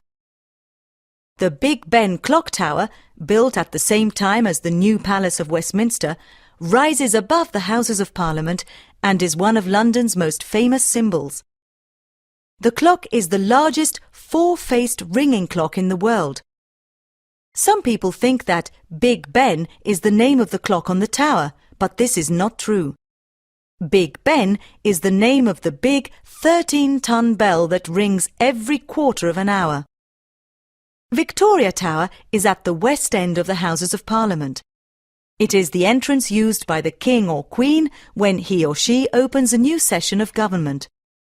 The British flag, the correct name is the Union flag, but it is often called the Union Jack, flies from the tower when Parliament meets. Outside the Houses of Parliament in the Old Palace Yard, you can see a beautiful statue of King Richard I, known as Richard the Lionheart, on his horse. Near the Houses of Parliament is Westminster Bridge with its excellent views along the Thames. Near the bridge there is Westminster Pier, where you can catch a boat for a wonderful ride on the Thames. One of the best ways to see London is from the river. The most historic religious building in Britain is Westminster Abbey, a beautiful church across the street from the Houses of Parliament. It was started in the 7th century. William the Conqueror was crowned King of England in the Abbey on Christmas Day 1066. Through the centuries, monarchs of England and Britain were crowned and buried here. They are still crowned here. Poets' Corner in the Abbey is a special place where Britain's greatest writers, novelists, poets and playwrights are either buried or remembered with a memorial plaque. Chaucer, Spenser, Dickens, Kipling and many other great writers are buried in Poets' Corner. Memorial plaques remember great people who are buried in other places, such as William Shakespeare, the Bronte sisters, Oscar Wilde and others. Great scientists like Isaac Newton and Charles Darwin, and famous military men like Lord Nelson, are buried in other parts of the Abbey. If you walk along Whitehall, you will see Britain's most important government offices and buildings: the Treasury, the Foreign and Commonwealth Office, the Banqueting House, Horse Guards Parade, and the Prime Minister's famous residence at No. 10 Downing Street. Near the Treasury are the Cabinet War Rooms, secret underground rooms used by Sir Winston Churchill and military leaders during World War II, 1939–45. Important military plans were decided there, and you can still see Churchill's office, where he also slept, and the same phones, maps and furniture used during the war years. Buckingham Palace. Queen Victoria was the first monarch who lived at Buckingham Palace. She moved here in 1837 when she became Queen, and this palace is now the official London residence of the British monarch. The monarch does not own the palace, it belongs to the British state. Most of the palace was built between 1820 and 1837, and it has 600 rooms. The beautiful State Ballroom is the largest room at Buckingham Palace and is used for special events. The palace has an important picture gallery with famous paintings by artists like Rembrandt, Rubens and Van Dyck. Buckingham Palace is open to the public during the months of August and September, when the royal family is away for the summer. If you're interested in horses and carriages, you can visit the Royal Mews, which is next to the palace. Here you can see the monarch's horses and the Gold State Coach, which was built for King George III in 1762. This coach is still used by the monarch on important occasions. Most visitors want to see the changing of the guard, which takes place in front of Buckingham Palace and lasts 40 minutes. The guards are soldiers who protect the monarch. This colourful event, when a new group of soldiers arrives and the previous group leaves, takes place at 11:30 every morning from April to July, and every other morning at the same time from August to March. The Mall is a lovely tree-lined street which goes from Buckingham Palace to Trafalgar Square. The monarch rides along the Mall in the Gold State Coach, with more than 100 soldiers on horses, when she or he leaves Buckingham Palace for the state opening of Parliament in autumn. Along one side of the Mall, you can see beautiful historic buildings and houses, such as St James's Palace, once the home of King Henry VIII, Marlborough House, Clarence House, and Lancaster House. St James's Park, about which you will read more on page 77, is on the other side of the Mall. Chapter 6. The West End. Trafalgar Square and the West End. Visitors often ask, where is the centre of London? That's a difficult question to answer because London has many centres. Trafalgar Square is often called the heart of London because it connects the political area of Westminster to the rest of West London. Lord Nelson's column stands in the centre of this beautiful square. It is a memorial to the great British commander Horatio Nelson and the famous Battle of Trafalgar off the southwest of Spain in 1805. Lord Nelson won the sea battle at Trafalgar against the French and Spanish, but he himself was killed. Every year there is a Christmas ceremony in Trafalgar Square. The city of Oslo, in Norway, sends a tall Christmas tree to thank Britain for its help during World War II, and the mayor of Oslo comes to London to light the tree. On the north side of the square is the National Gallery, about which you will read more on page 79, and to the east is the Church of St Martin in the Fields. To the north and west of Trafalgar Square is the West End, which is London's shopping and entertainment area. The West End goes from Temple Bar along the River Thames to Chelsea and Knightsbridge in the west, and to Bloomsbury and Marylebone Road in the north. Most of London's best residential and commercial areas are in the West End. Fine shops, restaurants, hotels, famous theatres, museums and art galleries. Oxford Street is a 2-mile-long shopping area with large department stores like Selfridges, John Lewis and Marks and Spencer. Regent Street is nearby, and you can visit Hamleys, the largest toy shop in the world. Regent Street is part of the original Roman road from London to Oxford. Great Britain's biggest department store is in Knightsbridge. It was founded in 1834 by Charles Henry Harrod, and in 1898 it had the world's first escalator for its customers. The first customers who took the escalator were afraid of it. Today, Harrods is an amazing place, with over 330 departments that sell just about everything you can think of. And if you get hungry while shopping, there are 26 fine eating places inside the department store. The food hall at Harrods has special food and sweets from all over the world and is a lot of fun to visit. London is the theatre capital of the world, and most of its best theatres are in the West End or on Shaftesbury Avenue, which is often called Theatreland. There are always many fine plays and musicals to choose from. Piccadilly is an important street that goes from Hyde Park Corner to the famous Piccadilly Circus. Its name comes from Piccadilly Hall, a name given to the house built by Robert Baker in the 17th century. Baker made and sold piccadilles, big collars that were the fashion for men at the time. He made a lot of money and built a big house, which people call Piccadilly Hall. The house is no longer there, but it gave its name to Piccadilly. One of Britain's best and oldest department stores is Fortnum & Mason's at 181 Piccadilly. It was founded in 1707 and sells fine food, tea, coffee, sweets and many other products.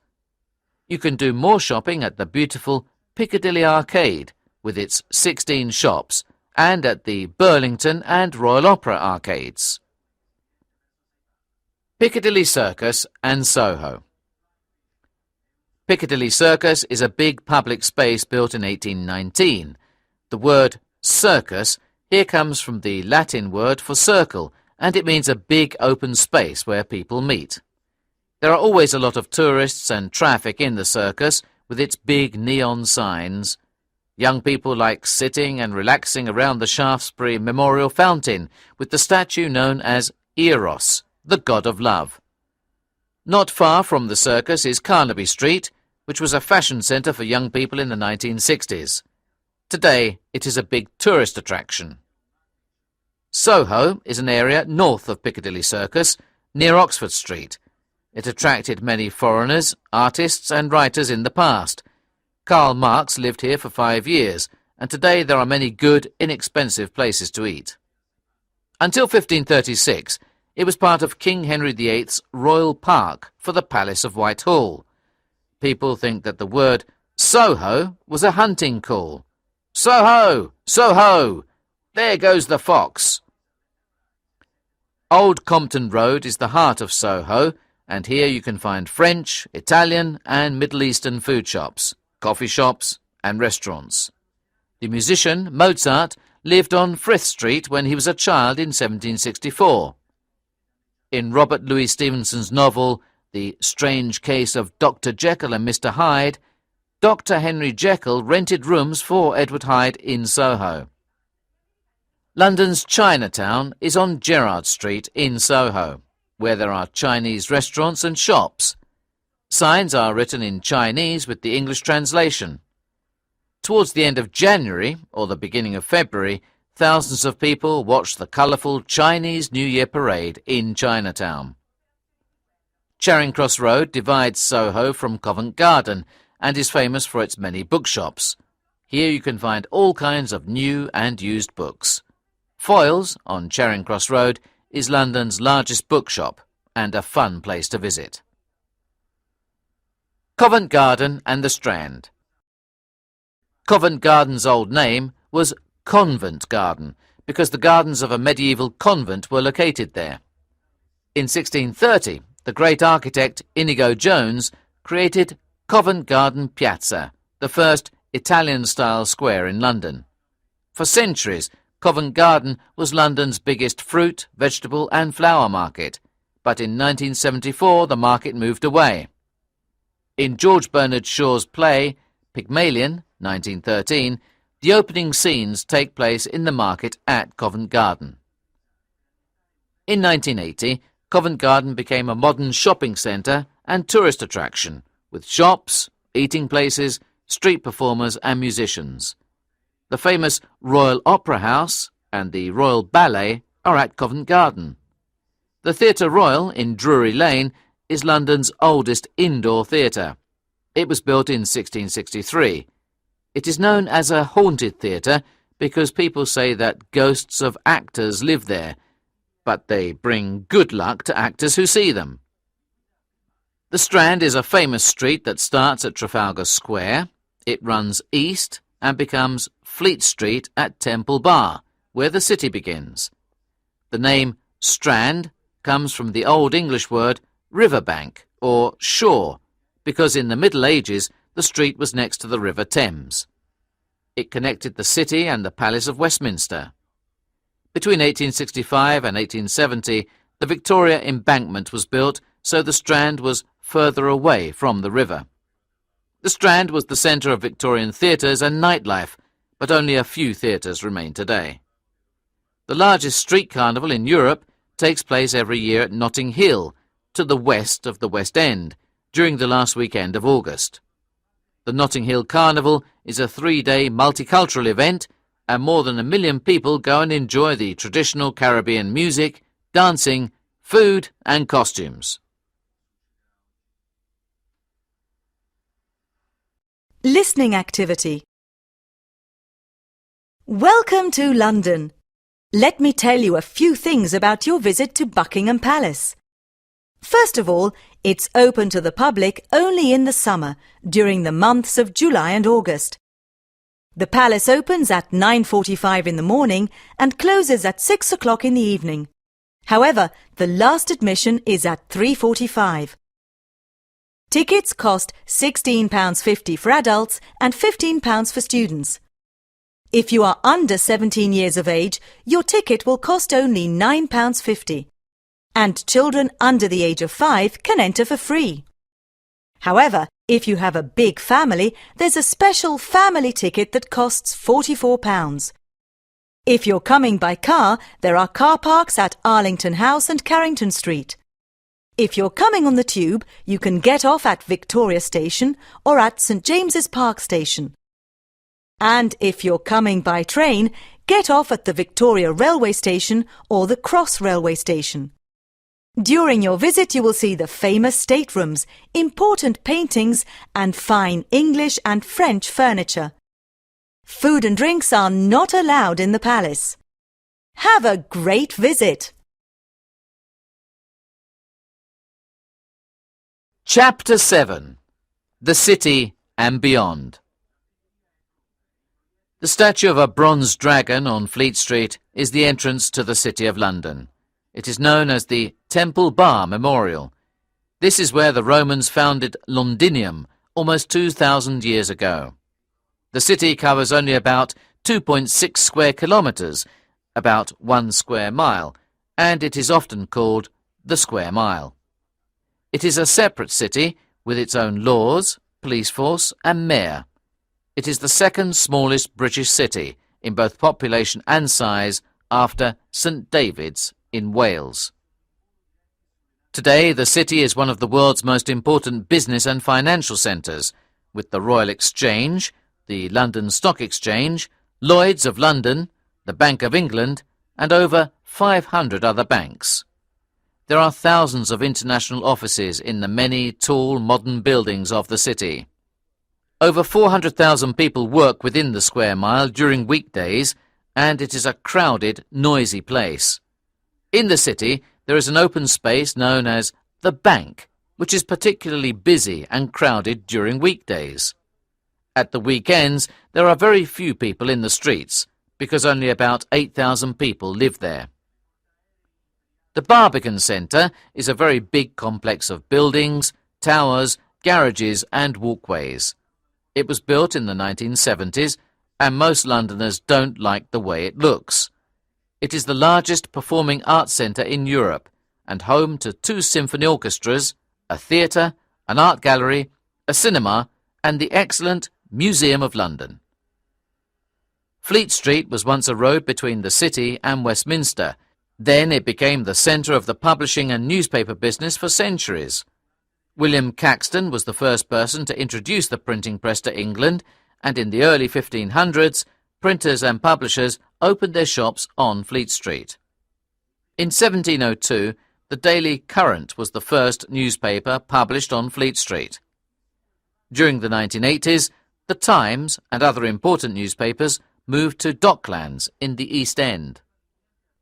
The terrible Blitz of World War II destroyed many of the beautiful old buildings in the city. Luckily, the medieval Guildhall near Cheapside and Basinghall Streets and some important old churches like Temple Church are still standing. One of the most interesting things to see in the city is St Paul's Cathedral. Its huge dome is 110 metres high and is the second tallest dome in the world. If you climb to the top of the dome, you'll get a wonderful view of London. The city's oldest building is the historic White Tower, which was built by William the Conqueror in 1078. The White Tower is part of a group of buildings constructed during the 13th and 14th centuries and surrounded by 2 big walls and other towers. The whole group of buildings and towers is called the Tower of London. The tower has a long, interesting history. It was a fortress, a royal palace, and a prison. Executions of important prisoners took place on Tower Green, including Anne Boleyn and Catherine Howard, 2 of Henry VIII's 6 wives, and Lady Jane Grey, who was queen for just 10 days in 1553. But executions of ordinary prisoners took place outside the tower. People say that the tower is the most haunted building in England, with the ghosts of Anne Boleyn, Lady Jane Grey, the princes in the tower, and others. The Tower of London is mentioned in William Shakespeare's play, Richard III. Today, 35 yeoman warders, also known as beefeaters, in their traditional uniforms, are the guards and tour guides of the tower. Thousands of tourists visit the Tower of London every day, and there's always a long queue to see the crown jewels of the royal family, which are kept in the Jewel House Tower. No one knows when the ravens came to the Tower of London, but an old legend says that if the ravens leave, the kingdom will fall. Today, 8 ravens live there, and each one has a name. No one wants the ravens to leave, so some feathers are taken from their wings so that they can't fly, and they are looked after by the Raven Master, who is one of the yeomen. At night, they sleep in their cages, and during the day, they are free to move around.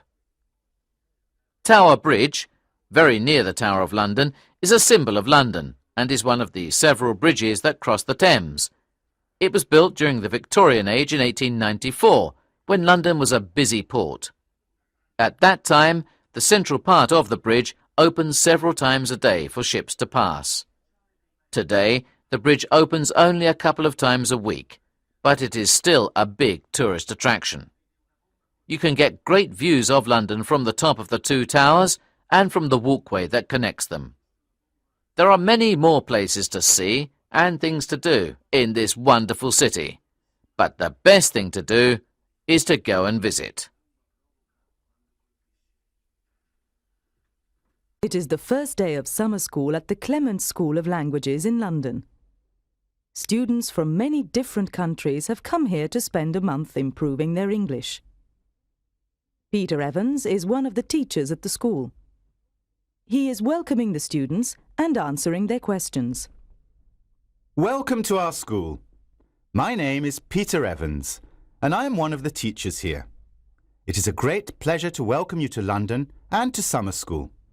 We have a month to explore London together.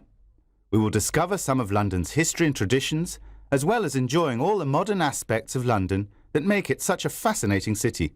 The restaurants and clubs, theatres and musicals, pubs and bars. And we will also meet some of the different types of Londoners. You will, of course, also have some time to relax. London is an exciting cosmopolitan city. I don't think you will be bored for a minute. Are you all looking forward to your stay? "Oh, yes," said Monica, a pretty girl from northern Italy. "I know a lot of people who have visited London, and they all say it is a wonderful place," I can't wait to discover London's Chinatown, said Klaus, who was from Munich in Germany. I'm looking forward to seeing the many tourist attractions, Said Michel, one of the 2 French guys sitting at the back of the room. What sort of tourist attractions are you interested in? Peter asked him. Well, I'd like to visit the famous places that I've heard about. Buckingham Palace, Piccadilly Circus, the Tower of London. "And I'd like to visit the places that tourists don't go to," said Monica. "I'd also like to meet some real Londoners." Well, there's plenty of time to see everything. We have a whole month. Listening exercise, page 11. Listen to the second version of the first part of the text and underline the words that are different. It is the 3rd day of summer school at the Clement School of Languages in London. Teachers from many different countries have come here to spend a week improving their English. John Evans is one of the teachers at the school. He is welcoming the students and answering their questions. Welcome to our school. My name is Peter Evans, and I am one of the students here. It is a great pleasure to welcome you to Brighton and to summer school. We have a month to explore London together. We will discover some of London's geography and traditions, as well as enjoying all the modern aspects of London that make it such a fascinating city. The restaurants and cinemas, theatres and musicals, pubs and bars. And we will also meet some of the different types of Londoners. You will, of course, also have some time to work. London is an exciting cosmopolitan city. I don't think you'll be tired for a minute. Are you all looking forward to your stay? The original Roman city was very small, just 1 square mile.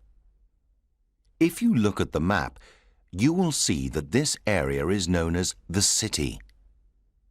It is the financial centre of London, and important institutions such as the Stock Exchange, the Bank of England, and Lloyd's of London are all located here. Over 300,000 people work within this square mile, but most do not live here. In fact, at the weekend, the population of the city shrinks to around 5,000 people, and the streets are almost deserted. One of the most interesting things to see in the city is St. Paul's Cathedral, which was built by the famous architect Sir Christopher Wren. It has been the venue of many significant events, such as the wedding of Prince Charles to Lady Diana Spencer, who then became the Princess of Wales. Oxford Street is one of London's main shopping streets. It is 2 miles long and runs from Marble Arch in the west to Tottenham Court Road in the east. It is part of the original Roman road built from London to Oxford. There are several large department stores at the Marble Arch end and a good variety of clothes shops near Oxford Circus. Regent Street, which crosses Oxford Street, is an elegant street in the Regency style. The shops here are more upmarket and include Hamleys, the largest toy shop in the world. South of Oxford Street is Bond Street, where some of London's most exclusive and expensive fashion houses are located. Harrods is a big department store in Knightsbridge, which has everything from buttons for your clothes to shampoo for your dog, in 230 different departments. Listening exercise, page 20. Mrs. Peyton Smith decides to order some things she needs at Harrods. She orders them by phone, and then they will be delivered to her home. Mrs. Peyton Smith, however, forgets things very easily and has some problems remembering what she needs to order from which department. Listen and follow her phone call to Harrods and fill in the names of the departments.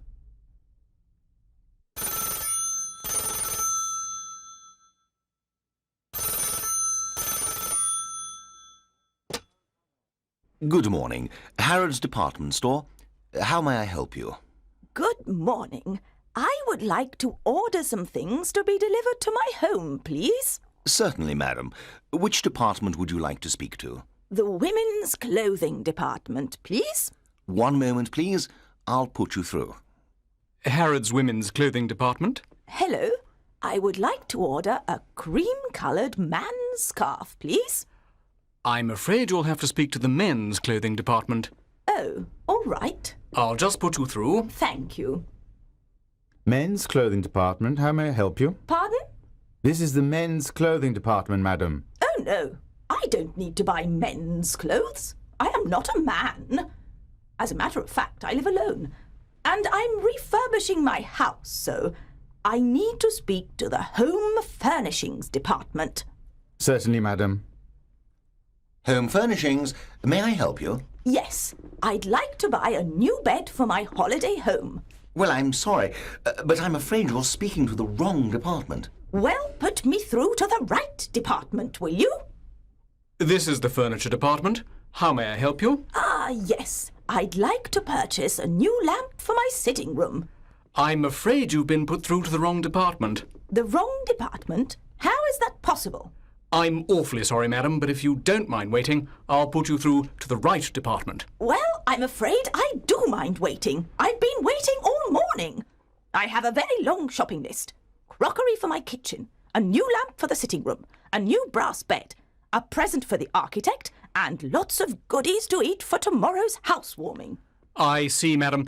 Then you need to speak to the kitchen department, the lighting department, the furniture department, and finally to the food hall. Well, that's exactly what I have been trying to do if you were not all so incompetent. I'm afraid at this point the only department I need to speak to is the stationery department, to order pen and paper to write a very long letter of complaint. Well, I'm afraid the stationery department is momentarily closed for renovation, madam. But if you like, I can take your order myself and have it delivered to you today.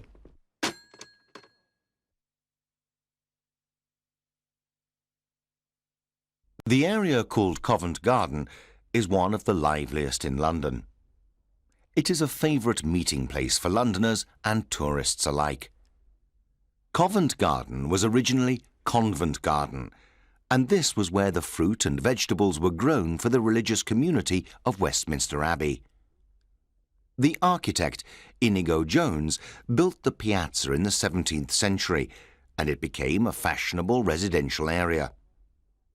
Nowadays, Covent Garden still has its original market buildings, but these are full of lively cafes, restaurants and specialist shops selling designer clothes, books, crafts and antiques. Jugglers and clowns, magicians and musicians all perform in the piazza to crowds of spectators. Have a good look at their faces. One day, you may see them on television. Shaftesbury Avenue runs east from Piccadilly Circus and has more than a dozen theatres on either side. In the surrounding streets there are plenty of restaurants, snack bars and pubs where you can eat before or after a visit to the theatre. Just north of Shaftesbury Avenue is an area of London called Soho. Soho has a reputation for being the bohemian area of London. At one time it was a red light area and was a dangerous place after dark. Nowadays, just a few bars with topless dancers remain, and the area is quite safe. Soho has a very relaxed, almost European feel to it because of the many Italian coffee shops, French restaurants and continental bars that line the streets. In the summer they are packed with young people drinking coffee and chatting late into the night.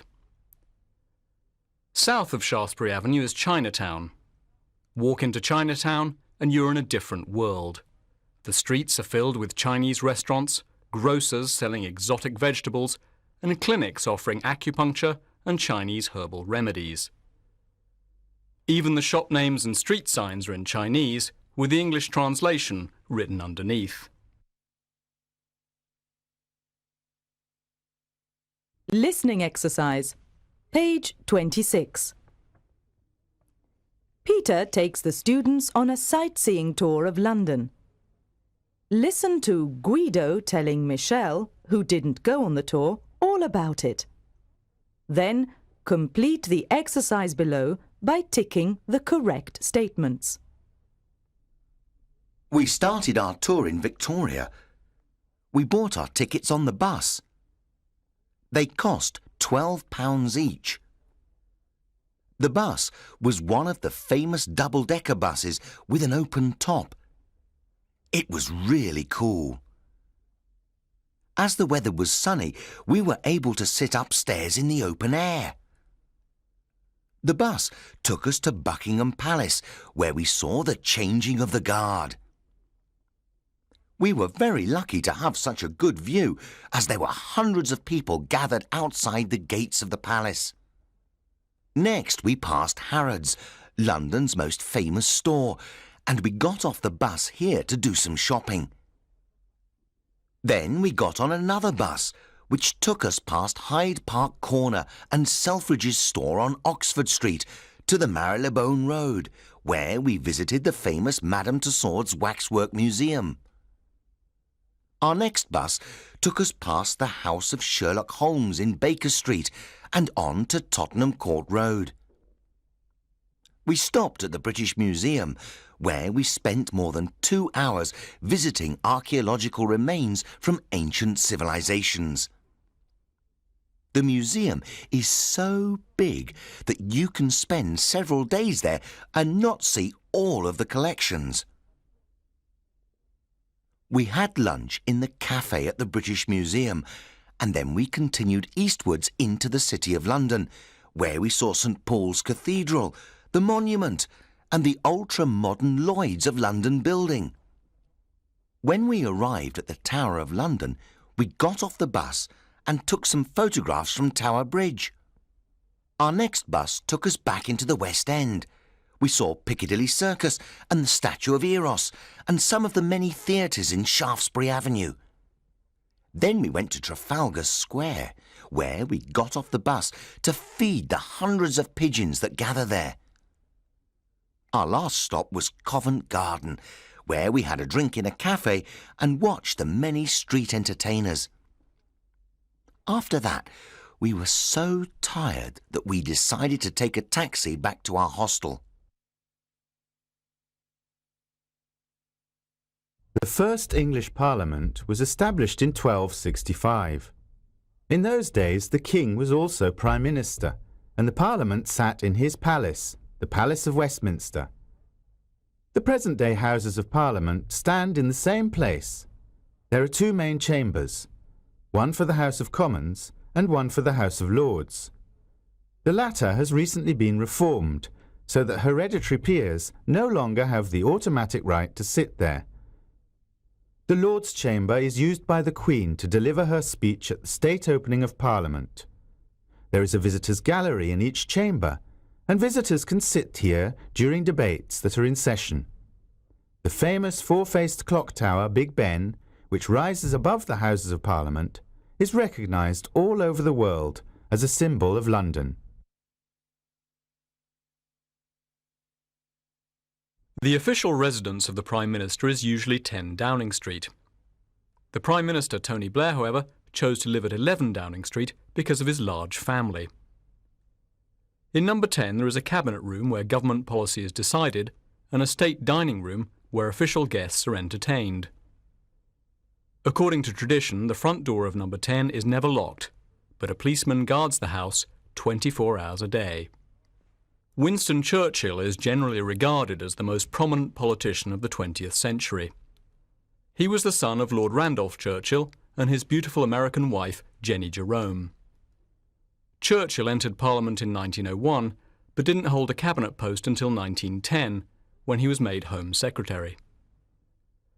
Over the next 25 years, he fell in and out of favour with Parliament and never really established a name for himself.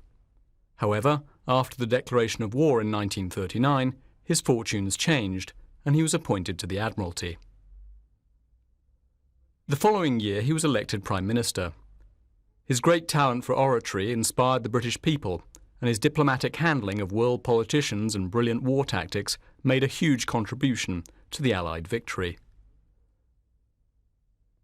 Winston Churchill's Britain at War experience is a museum which recreates typical wartime scenes. Visitors descend in an underground lift to a shelter with bunkers where they experience a recreation of a London Blitz, including air raid warnings, falling masonry, smoke and rubble. Also worth a visit are the Cabinet War Rooms, the massive underground headquarters used by Winston Churchill to plan his war strategy. Queen Victoria was the first monarch to live in Buckingham Palace. The present monarch, Queen Elizabeth II, and her husband, the Duke of Edinburgh, divide their time between Buckingham Palace, Windsor Castle, and Balmoral Castle in Scotland. When the Queen is in residence, the royal standard flies at full mast. Ceremonial state occasions, such as when foreign heads of state visit, take place in the elegant staterooms of the palace. About 300 people work in Buckingham Palace, and about 50 of them live there. During the summer, the guard outside the palace is changed every morning at 11 o'clock. In the winter, it is changed on alternate days. This ceremony is called the Changing of the Guard and attracts large crowds. Certain rooms in Buckingham Palace are open to the public in the summer months. Listening exercise, page 42. Listen to this poem. Buckingham Palace. They're changing guard at Buckingham Palace. Christopher Robin went down with Alice. Alice is marrying one of the guard. A soldier's life is terrible hard, says Alice.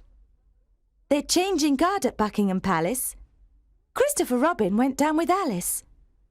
We saw a guard in a sentry box. One of the sergeants looks after their socks, says Alice. They're changing guard at Buckingham Palace. Christopher Robin went down with Alice. We looked for the king, but he never came. Well, God take care of him all the same, says Alice.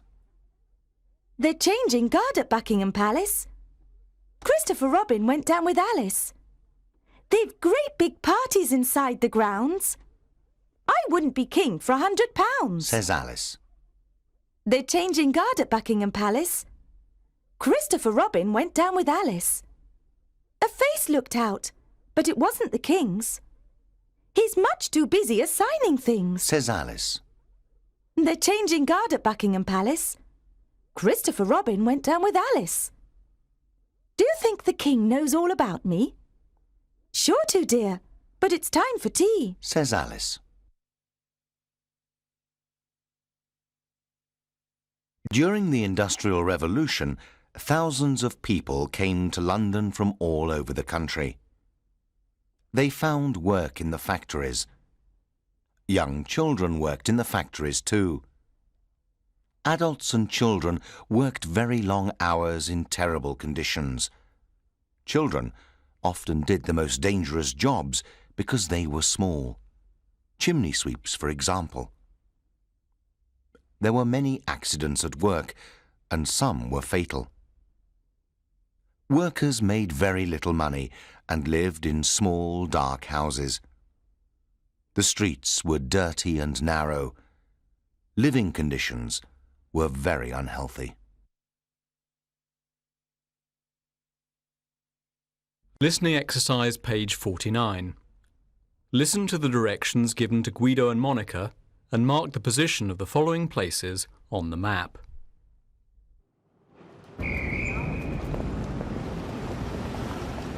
Excuse me, could you tell me where the church is?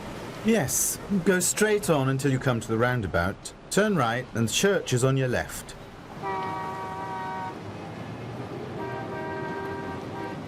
Excuse me, is there a newsagent's near here? Yes, take the first turning on the right and you'll see the newsagents on your right-hand side.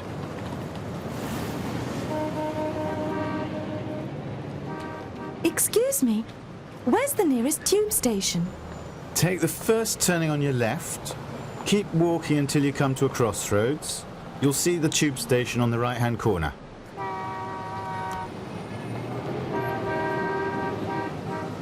Excuse me, can you tell me where there's a supermarket? Yes. Take the first right and then the second left. You will see the supermarket on your left.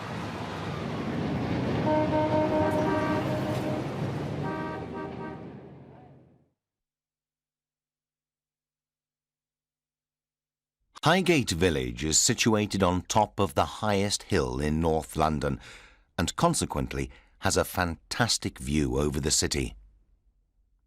Hampstead Heath, a huge expanse of wild parkland, separates Highgate from another of London's villages, Hampstead. In both places, alongside expensive boutiques and French delicatessens, you will find charming alleyways and ancient cobbled courtyards that date back several centuries. Both villages have many literary connections. At the Spaniards Inn, for example, such famous names as Keats, Shelley, Byron and Dickens all enjoyed a drink. Keats was a 19th century romantic poet, and his house in Hampstead can be visited, as can that of the psychoanalyst Freud, who came to London as a refugee from the Nazis in 1938. Visitors from all over the world come to Highgate Cemetery to visit the tomb of Karl Marx, which is inscribed with the words, "Workers of the world unite." Listening exercise, page 52. Listen to the following words listed below and delete the letter which is not pronounced. A. Comb. B. Psychology. C. Climber. D. Psycho. E. Plumber. F. psychiatrist. G, bomb. H, psychopath. Charles Dickens was born in Portsmouth in 1812. As a boy and a young man, he lived mostly in London. He did not have a happy childhood. His parents always had money problems, and they sent Charles to work in a factory when he was only 12 years old. He never forgot this humiliation. Later, he was separated from his parents when they were sent to prison because they couldn't pay back the money which they had borrowed. In 1831, he became a newspaper reporter. He began to write sketches, short stories and descriptions of English life for magazines. Sketches by Boz, published in 1836, was very popular. In the same year, his first novel, The Pickwick Papers, appeared in serial form in a magazine every month, and it soon became a great success. Dickens finished it a year later when Victoria became Queen, and it was the first of many best-selling novels, published in parts every week or month. They include Oliver Twist, 1837-8, Nicholas Nickleby, 1838-39, David Copperfield, 1849-50, Hard Times, 1854, and Great Expectations, 1860-61. But Dickens did lots of other things. In his lifetime, he was a magazine editor, an amateur actor, a writer of plays, articles, and hundreds of letters.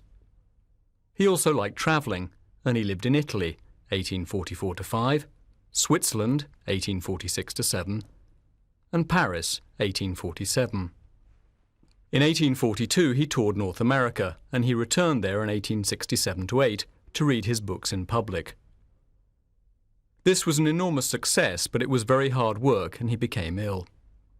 He died in 1870 and was buried in Westminster Abbey. He left a family of 10 children. Dickens's books were bestsellers, and they are still popular. He always attacked the materialism of Victorian society and tried to show how it caused poverty and other social problems. A Christmas Carol, 1843, is one example of Dickens's criticism of society, and it is also the most famous Christmas story in the world. The 16th century English playwright William Shakespeare was born in Stratford-upon-Avon, 120 miles north of London. As a young man, he spent many years living and working in South London. The theatre where his plays were performed, and of which he was a shareholder, was called the Globe, and was located in Southwark on the south bank of the River Thames. In 1613, the Globe burned down when a stage effect cannon caused its thatched roof to catch fire. An authentic reconstruction of the Globe Theatre now stands in its place, and visitors can watch Shakespeare's plays in almost exactly the same conditions as he had intended. Sir Walter Raleigh, 1552 to 1618, was a soldier, navigator, courtier and writer. Although he is probably best known as the man who introduced potatoes and tobacco to England, he also fought in Ireland and France, and in 1584 he explored the western coast of America, and in 1596 he sailed to Guyana. In 1592 he lost favour with Elizabeth I and was imprisoned for the first time. In 1603 he was imprisoned again and spent 13 years in the Tower of London on charges of treason against the new king, James I. He was released in 1616, but lost favour with the king again in 1618 and was executed. Did you know? There are 3 types of beer in England. Lager is the lightest beer, both in colour and strength. It originally came from Germany and is very popular amongst women drinkers. Bitter is a darker beer, flavoured with hops. As its name suggests, it has a slightly bitter taste. Stout is a dark brown-black colour and has a creamy-coloured head. It is brewed with roasted malt or barley. Guinness, which is brewed in Ireland, is one of the best-known brands of stout. Did you know? People drink their beer out of two different types of glass, one with straight sides and one with a handle. So when you order a beer in a pub, you might be asked, straight or handle? For most people, it makes no difference what type of glass they drink out of, as long as the beer is good. However, some beer drinkers feel particularly strongly about the choice. For some, beer tastes better from a straight glass. For others, a handle is absolutely necessary so that the beer is not warmed by your hand on the glass.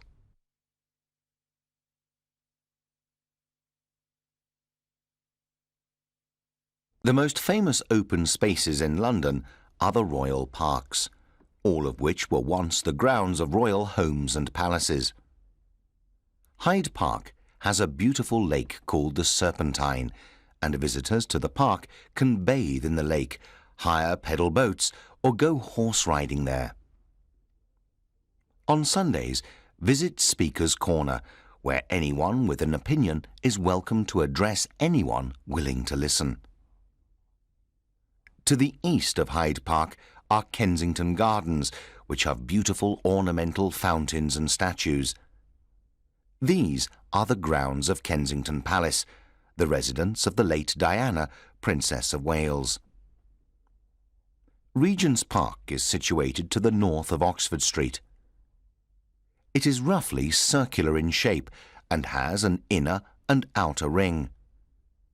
Within the inner ring are the beautiful Queen Mary's Gardens and the open-air theatre, where Shakespeare's plays and musicals are performed in the summer.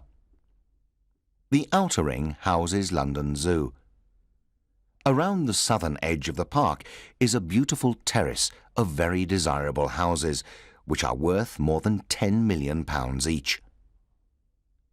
London's most ornamental park is St James's, which extends from Horse Guards Parade to Buckingham Palace. On a summer's day, it is idyllic to sit in a deck chair, listen to one of the brass bands that play from the bandstand, and watch the ducks and swans on the lovely lake. Listening exercise, page 74. Read and listen to the information describing 4 outdoor activities you can do in London. Then complete the table on page 78. Horse riding. For a truly memorable experience, try horse riding in Hyde Park. It's a famous equestrian venue and offers the best riding in any capital city. The riding stables are open all year round for riding horses or ponies, which are chosen for their calm temperament. There are 5 miles of bridleways around the park and beside the Serpentine Lake. The stables cater for riders of all abilities, including beginners. Casual clothes can be worn for park rides, and we provide riding hats free of charge. There are 2 outdoor riding arenas for lessons, which last for 1 hour, and jumping tuition is also available. Rides start at 10 a.m. daily. All rides start and finish at the stables in Rotten Row. All rides must be prepaid. Please let us know your weight and height when you book. Cost is about £30 per hour. Cycling. Once you are equipped with a suitable bicycle, we set off from Gabriel's Wharf at an easy pace. Travelling west along the riverbank, we pass the National Theatre and the Royal Festival Hall. After stopping to admire the Houses of Parliament, we continue west past Lambeth Palace, down streets lined with grand Victorian houses to the King's Road and Chelsea.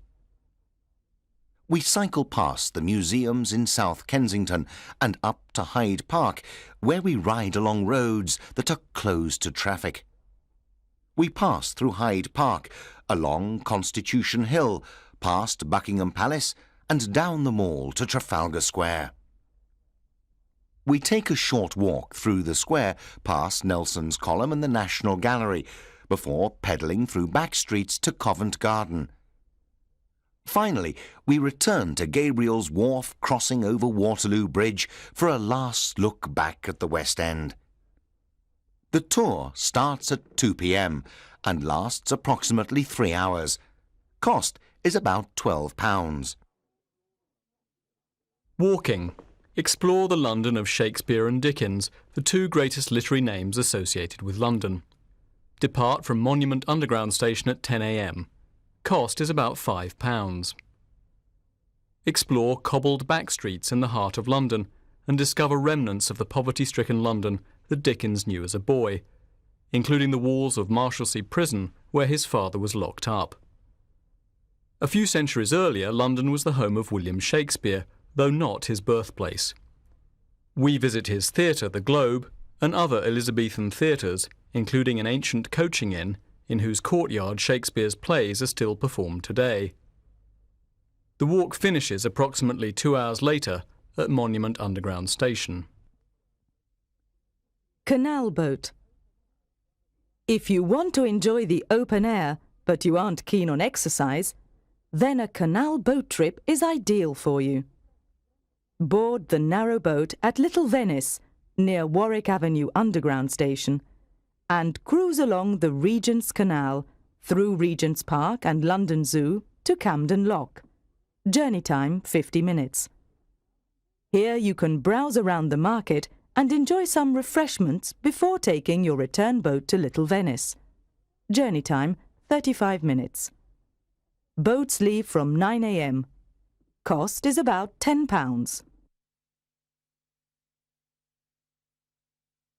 Wimbledon.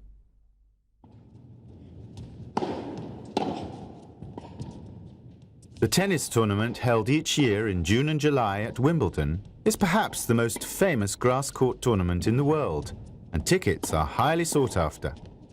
Hundreds of tennis fans queue overnight on the pavement outside the All England Tennis Club in the hope of obtaining tickets just for the outside courts. Tickets for the most prestigious courts, centre and number 1 courts, are distributed through a lottery system. If you're lucky enough to get in, be sure to visit the practice courts, where players knock up before a match and will often sign autographs. Also, part of the experience are the fresh strawberries and cream served in the tea rooms.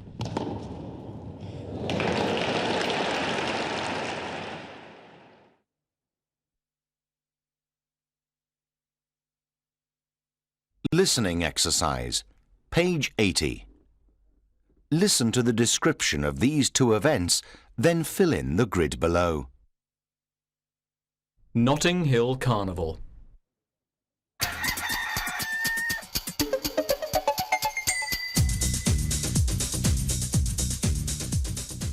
Are you going to the carnival? Well, I don't really know much about it. What's it all about? It's the best! Notting Hill Carnival's the largest street festival in Europe. It's mostly a Caribbean festival, but there are also representatives of all the different cultures that make up London. So you get a martial arts demonstration, followed by a Caribbean steel band. The best bits are the live music stages featuring bands from all over the world. But some of the best music is on the sound systems, because people mix it on the spot. So you get some really original reggae, jazz, hip-hop and house music. So you party in the street listening to all this music? Yeah, and you watch the procession of floats of costumed artists as they go through the streets of Notting Hill. Each float is playing a different song, and each one is louder than the one before. It's amazing. There's food too, loads of it. Caribbean specialities like jerk chicken and jambalaya. So when is it, and how much are the tickets? It takes place on the last Sunday and Monday in August, and it's totally free. It starts at 10 o'clock in the morning, goes on till midnight. So, are you going to come with us? Definitely.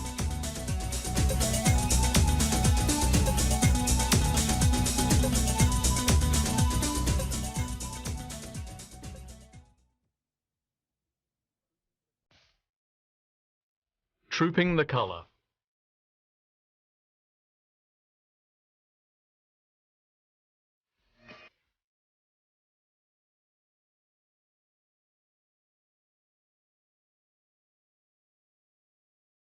This ceremony celebrates the Queen's official birthday. It takes place annually in June. At 10:40 a.m. the Queen leaves Buckingham Palace and arrives at Horse Guards Parade at 11 a.m. As the Queen reaches the saluting base, the national anthem is played and a gun salute is fired. There follows a spectacular display of marching and drilling bands of the Household Division, including mounted bands, trumpeters, massed bands, pipe and drums. The Queen returns to Buckingham Palace at 12:30 p.m. and appears on the balcony at 1 p.m, at which time the Royal Air Force performs a flypast in her honour. Tickets for the seated area cost about £10.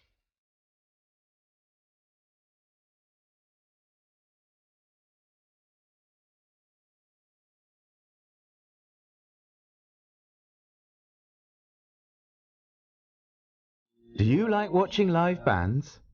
There are plenty of venues in London where you can watch live bands. The most well-known are Wembley Arena and Earl's Court. All the big names play there. But one of the great things about London is that you can go and listen to new bands every night of the week. They play in small venues, sometimes in pubs or old warehouses. It's really exciting to hear these indie bands who could be the successful names of the future. London is the undisputed theatre capital of the world, and every night around 200 shows are performed. These range from Shakespearean tragedies to mystery plays, political satires, and the ever-popular musicals. The majority of theatres are located in the West End, on or near Shaftesbury Avenue. Many smaller experimental theatres, however, are located in the suburbs, often over pubs or in converted warehouses, and these are known as fringe theatres. It is essential to book ahead for popular shows, but if you are willing to take pot luck, you can buy tickets from the half-price ticket booth in Leicester Square. Here, tickets for many West End shows are available on the day of the performance only. All tickets are sold at half price and must be paid for in cash.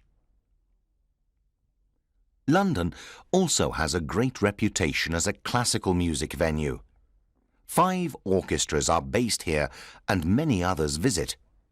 The Barbican, the Royal Festival Hall and the Royal Albert Hall, the venue for the annual proms, are some of the places where you can listen to concerts. Lovers of ballet will not be disappointed either.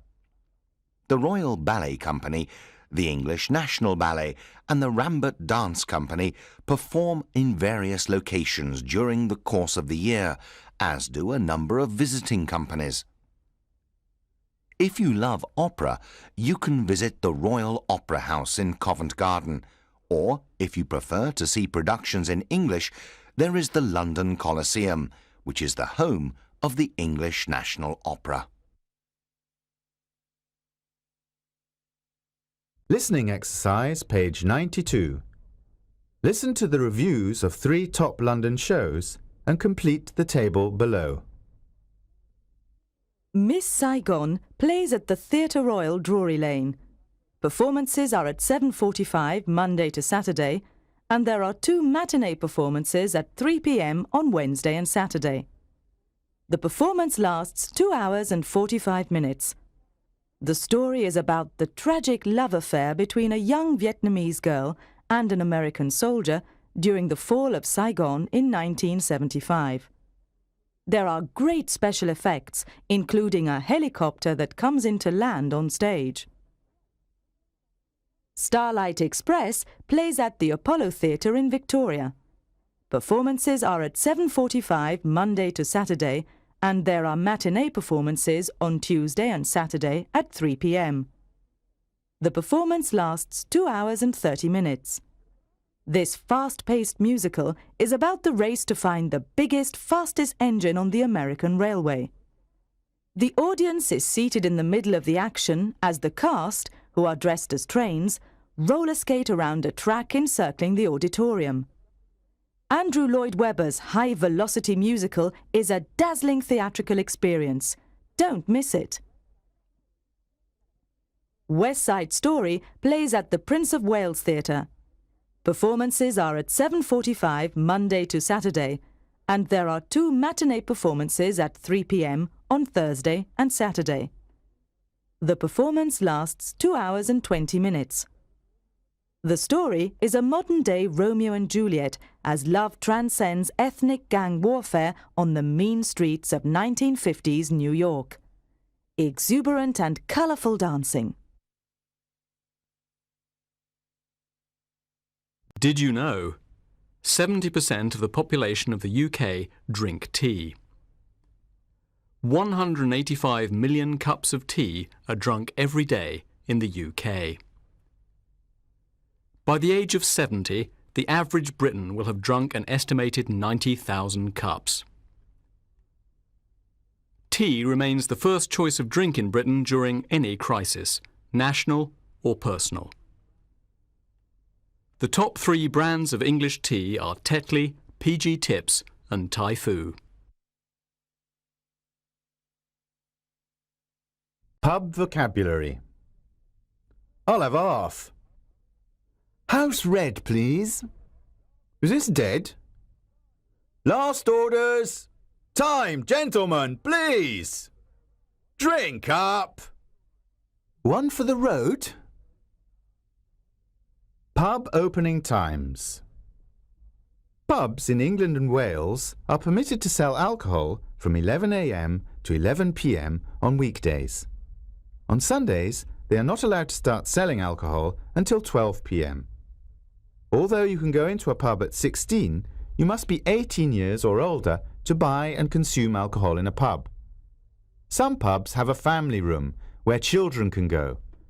Bars and clubs where food is served can get a special license to stay open longer. Trip number 1. Oxford, the Cotswolds and Bicester. Leaving London by coach at 9 a.m, we travel northwest to the city of Oxford, famous for its university, which dates back nearly 1,000 years. We will have a guided tour through one of the university colleges and hear some stories about the traditions of college life. After lunch, we leave Oxford and drive through the beautiful Cotswold countryside to the charming village of Moreton-in-Marsh, where you can browse in the antique shops and enjoy a traditional English cream tea of jam and scones. After tea, we will visit the clothes shopper's paradise, Bicester Village. There are more than 60 shops here selling designer labels and other famous brand names. Trip number 2. Windsor and Hampton Court. Just west of London is the magnificent Windsor Castle, the largest inhabited castle in the world. We will arrive in time to see the changing of the guard, and then we will visit the state apartments, which have many fine tapestries and famous works of art. The Queen spends most weekends at Windsor, and when she is in residence, the Royal Standard flag is flown above the Round Tower. After lunch, we travel south to Hampton Court Palace, a popular summer palace used by the monarchs of England over the centuries. It is built in the Tudor style and has huge cobbled courtyards and cavernous kitchens. The ghost of Catherine Howard, accused by King Henry VIII of adultery and beheaded in 1542, is said to haunt the palace. Trip number 3. Stratford-upon-Avon and Alton Towers. Heading northwest from London, our first stop is Stratford-upon-Avon, birthplace of England's most famous playwright, William Shakespeare. We will visit Shakespeare's birthplace, the house of his wife, Anne Hathaway, and the Royal Shakespeare Theatre. You will have an hour of free time to do some shopping and to admire the many original half-timbered and thatched houses. We will spend the rest of the day at the amusement park, Alton Towers, where you can go on some of the most exhilarating rides in the world. Trip number 4. Stonehenge and Bath. Leaving London at 8:30 a.m., we travel southwest to Stonehenge. It took over 400 years for ancient Britons to transport huge stones from various locations around Britain to build this prehistoric monument, whose purpose remains unknown. Our next stop is Bath, one of the most interesting cities in England because of its importance in Roman times as well as in the 18th century. First, we will explore the Roman baths, which are situated in the centre of the city. Then, we will learn about Bath in the 18th century, when it was a centre of high fashion. Jane Austen, a famous author of this time, used Bath as the setting for much of her writing, and we will visit some of the quaint old streets and elegant buildings that feature in her novels. For centuries, the River Thames was an important trading route for cargoes and passengers travelling to the capital city from overseas. For Londoners too, it was a vital form of transportation between the city and Westminster. Consequently, the Thames was very congested with river taxis, ferries and cargo ships. In fact, it was not until the early 19th century that an efficient network of coaches was operating in London, which took some of the trade away from the river. Nowadays, sightseeing boats offer a pleasant, relaxing way of enjoying many of London's sights. Perhaps the most interesting stretch of river to explore by boat is from Westminster Bridge down to the village of Greenwich, where you can visit historical buildings, lively pubs and restaurants, and a popular craft market. Listening exercise, page 125. Welcome aboard the Pride of London sightseeing boat. We will shortly be leaving Westminster Pier and travelling downstream to Greenwich. Our tour this afternoon will last approximately 50 minutes. The first bridge we pass under is Westminster Bridge. On the north bank, above the bridge, are the Houses of Parliament. Hungerford Bridge is the next bridge we pass under. It carries railway traffic to Charing Cross Station and is a convenient crossing point for pedestrians going to the South Bank Centre. This huge complex houses 3 concert halls, an art gallery, the National Film Theatre and 3 theatres, as well as restaurants and bars. Just before we pass under Waterloo Bridge, on the north bank, you will see Cleopatra's Needle, a pink obelisk dating from 1500 BC, which was a gift from Egypt in 1872. Just beyond the bridge on the north bank are the Courtauld Galleries, which have one of the greatest collections of Impressionist and Post-Impressionist paintings in the world. On the south bank, after Blackfriars Bridge, you will see the thatch roof of the new Shakespeare's Globe, an authentic reconstruction of the theatre where William Shakespeare's plays were originally performed. Just past the Globe are Southwark Cathedral and Southwark Bridge. London Bridge comes next. In Shakespeare's day, London Bridge was also a street and had wooden houses on either side. It was the custom then to display the severed heads of criminals after execution at either side of the bridge. On the south bank, just beyond London Bridge, is Hayes Galleria. This converted warehouse building, where cargoes of tea used to be landed, is now a complex of shops and restaurants. On the left bank stands one of London's most famous landmarks, the Tower of London, which was built by William the Conqueror in 1078. Visit the Jewel House, where the crown jewels are kept, and Traitor's Gate, through which prisoners entered the tower on their way to execution. Ahead you can now see Tower Bridge, the most famous of all London's bridges. A fascinating exhibition inside the bridge explains the technology used to lift the drawbridge. Just beyond, in St Catherine's Dock, is the World Trade Centre, and further down the river, in the area known as Docklands, you can see the colossal Canary Wharf Tower.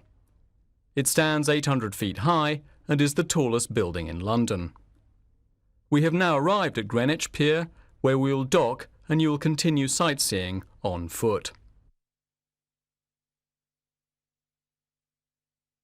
Greenwich is a great place to visit if you want to spend some time away from the city. Approaching by boat, your first sight will be of the Old Royal Observatory, which stands on top of a hill in Greenwich Park. The red time ball, which you can see on the roof, drops at 1 p.m. every day and has done so since 1833.